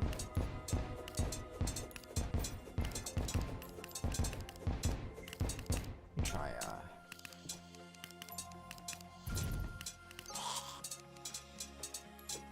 oh, a spider in there. Get the Venom debuff and some extra damage. Paladins do have pretty high defense, but...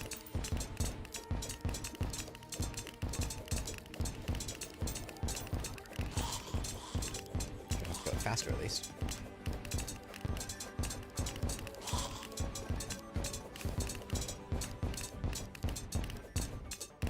So still better than that annoying guy in the grocery store that was talking to us for like 15 minutes.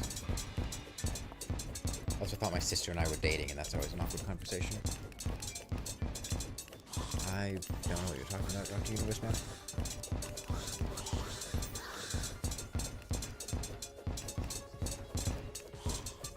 Another magnet sphere.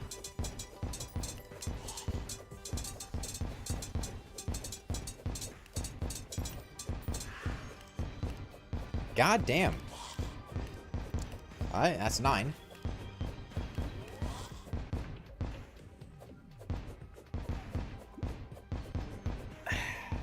And we have coin luck, so our luck is actually higher than, like, it should be a higher than 19% drop rate. We're probably more in the low 20s.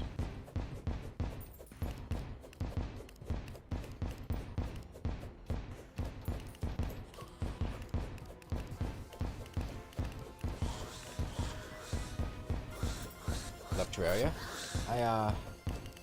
I would like it more if I could get a Paladin Shield to drop.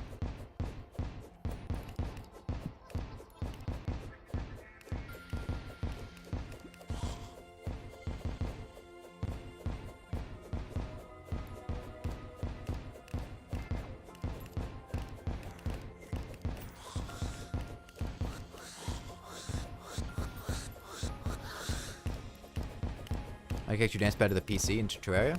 I have a software called Xpadder.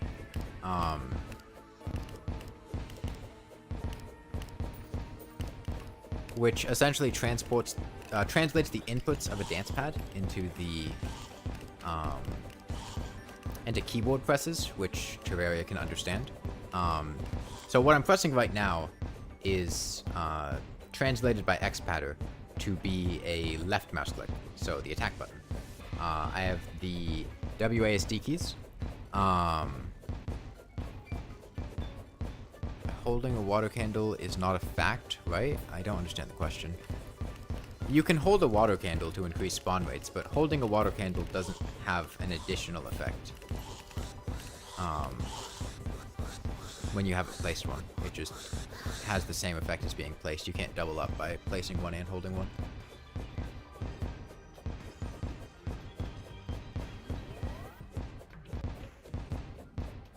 It used to be able to be doubled up, but you can't anymore.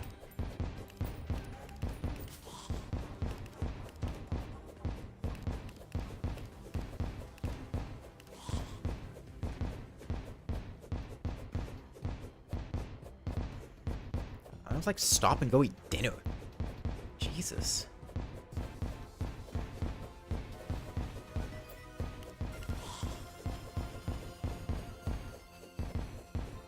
I think we're, the odds of we would have gotten it by now, I think, are like somewhere in the 90% range, but no, that's probability for you. Using the effect of an already placed water candle, the question used to increase the flow further. Yeah, but that was changed.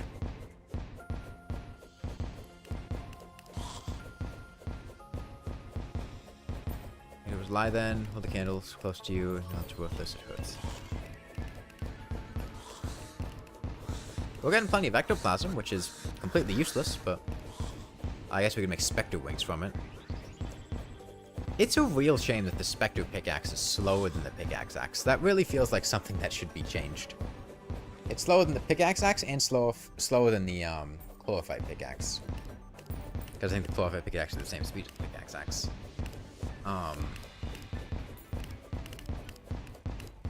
There's +3 range though. Yeah, and it's also slow. And it doesn't have a hybrid, I'm not going to do something in Frostmoon. It's not a hybrid axe. And by that stage in the game, if you want something that has range, there is the laser drill, which has like +10 range. I'd see a Dr. Universe, man. Which just gives the pickaxe, or the Spectre pickaxe, basically no niche. If you want range, you're going to go for the laser drill. And if you want speed, you're going to go for literally anything else.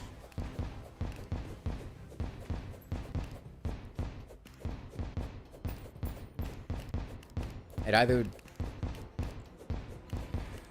Like,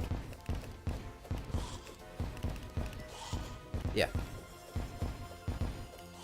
The existence of the laser drill makes any range arguments just kind of silly, because the laser drill is just so much better.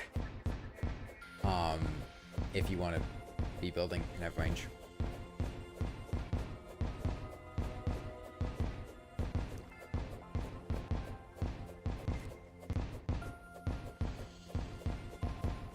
That point gets claw as well. Yeah. Although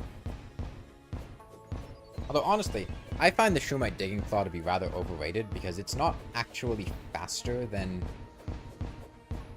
The Titanium Pickaxe is the same speed as the Shumite Digging Claw if you have a large number of mining speed buffs. What the Shumite Digging Claw does is require you to have less mining speed buffs to reach the mining speed cap, and it also breaks certain blocks like chlortorite faster.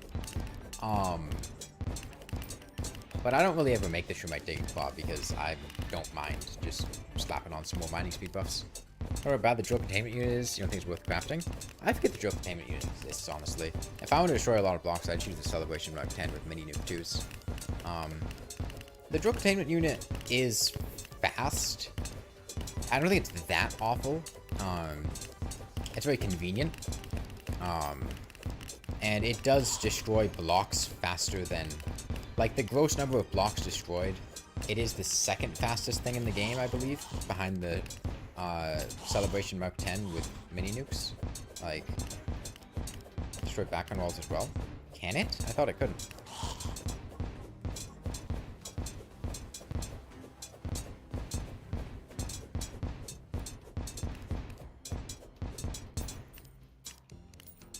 Put the spider back in there.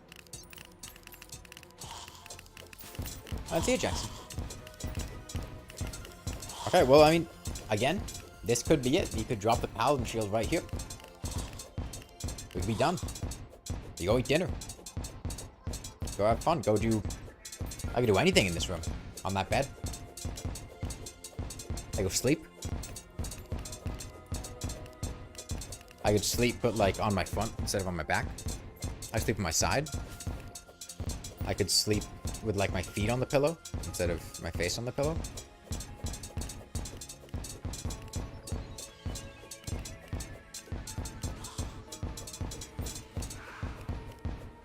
Okay, we got the Paladin's hammer.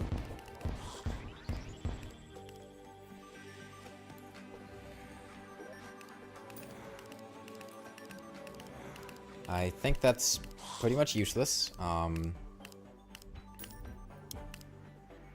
Unless it is able to home in on things past here. I don't think the Paladin's hammer has homing, though. I think just the Possessed Hatchet does.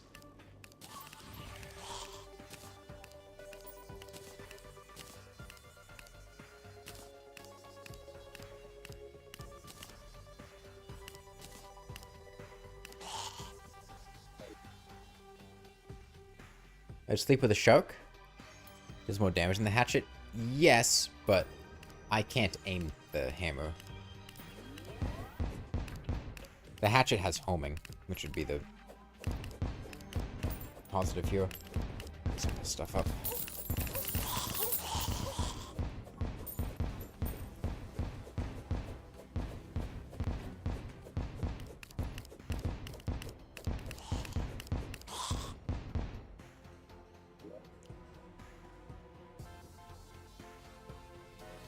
The wisp.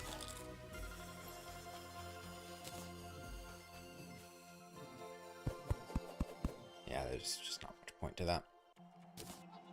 Get a bunch of rocket launchers. Is that something? Or more coins in the shimmer. I don't know.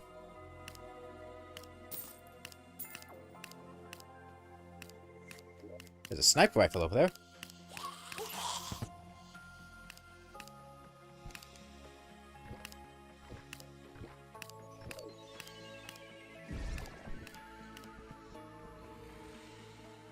Yeah, we're at 10 Paladins now.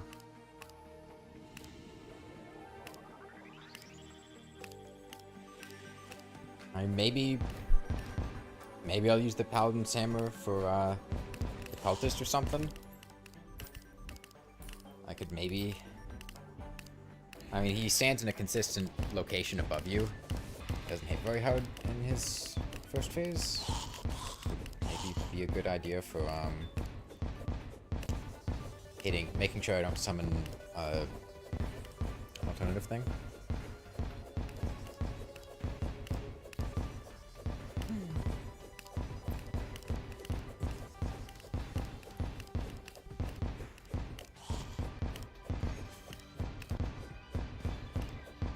Wish I had more battle potions, but not much luck there. Ran out of death weed. I wasn't finding much more easily. Okay, another paladin though.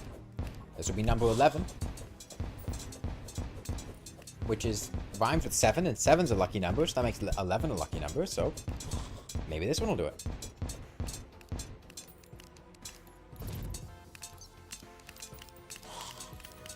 I'm glad we got the Seedler. This would be a lot more annoying if we didn't have the Seedler. Probably if we used like the Rainbow Rod or something.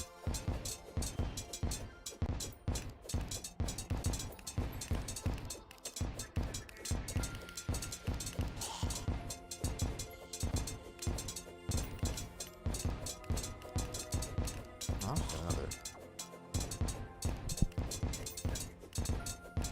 message on Discord. I just need to check to make sure it's nothing important. Tell them to Prime number, it's a red flag for you. Prime like Amazon Prime.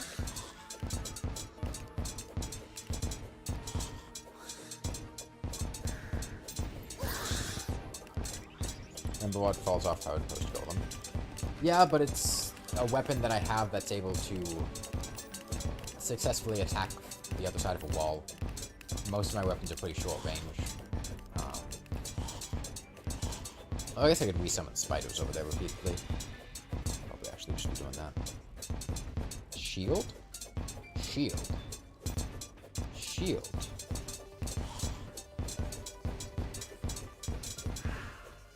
Alright. And we're done. Shield obtained. Did you get a better minion? It's not easy to, is the problem. I don't know. Like, I got the pygmy staff to drop, but the pygmies suck. And I don't really know of better minions that I can easily get. And once I get to the pillars, I'll get a Stardust Dragon, but...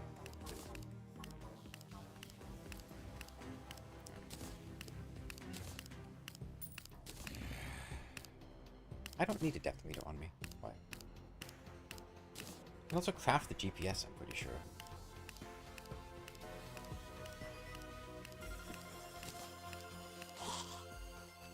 I don't need another metal detector. Oh, this armor polish. I've already crafted the... I need 2,432 mud blocks. The Raven Staff? It's not worth doing Pumpkin Moon just to get the Raven Staff.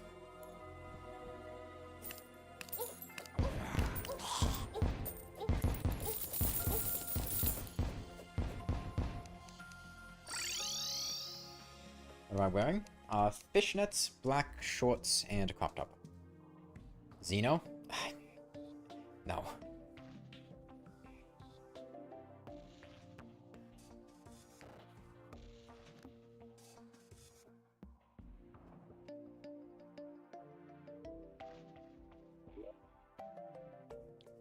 Okay, and there's the hero shield.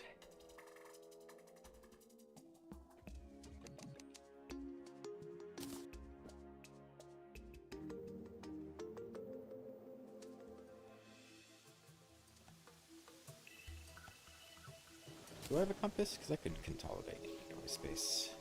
Yeah, I do. GPS.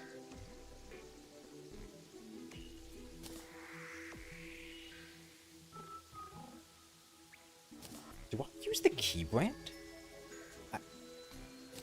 I think I used the key brand against Golem. I think the key brand is my best weapon against Golem. Nah, I'm not gonna fight Golem tonight. It took a long time to get that shield. Yeah, I think the key brand is my best weapon against Golem.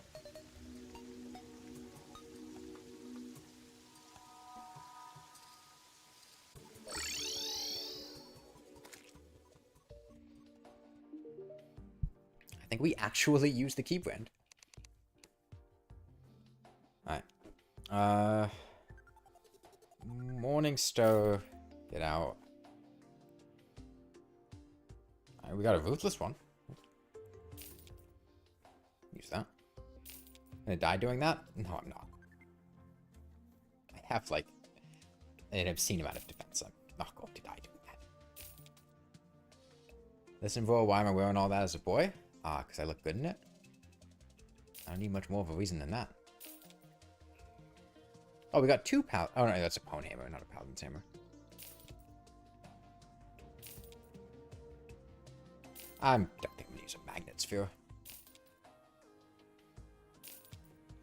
Although I guess it wouldn't hurt to keep it on my person, so maybe I'll take it back.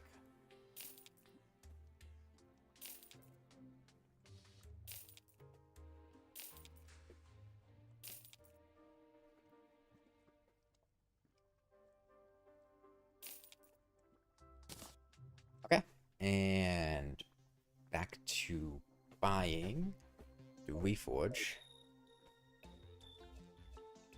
So different than someone wearing normal clothes? I disagree, because I think I look better in this than in normal clothes. So I think it's a bit different in that respect. Okay, and let's see if we can get the Warding Hero Shield. We got 7 platinum. It'll be pricey, though. What was that? That's angry. Spiked. Okay, 3 Reforgers.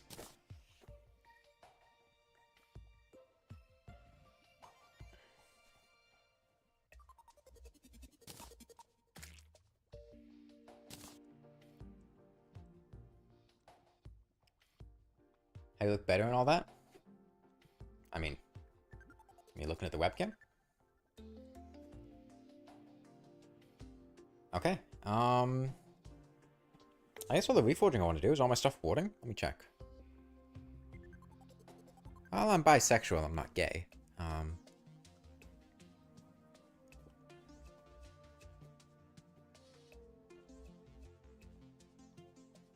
Bit of a difference there. Okay, yeah, we'll do Golem next time. In the meantime, though, I gotta go eat dinner.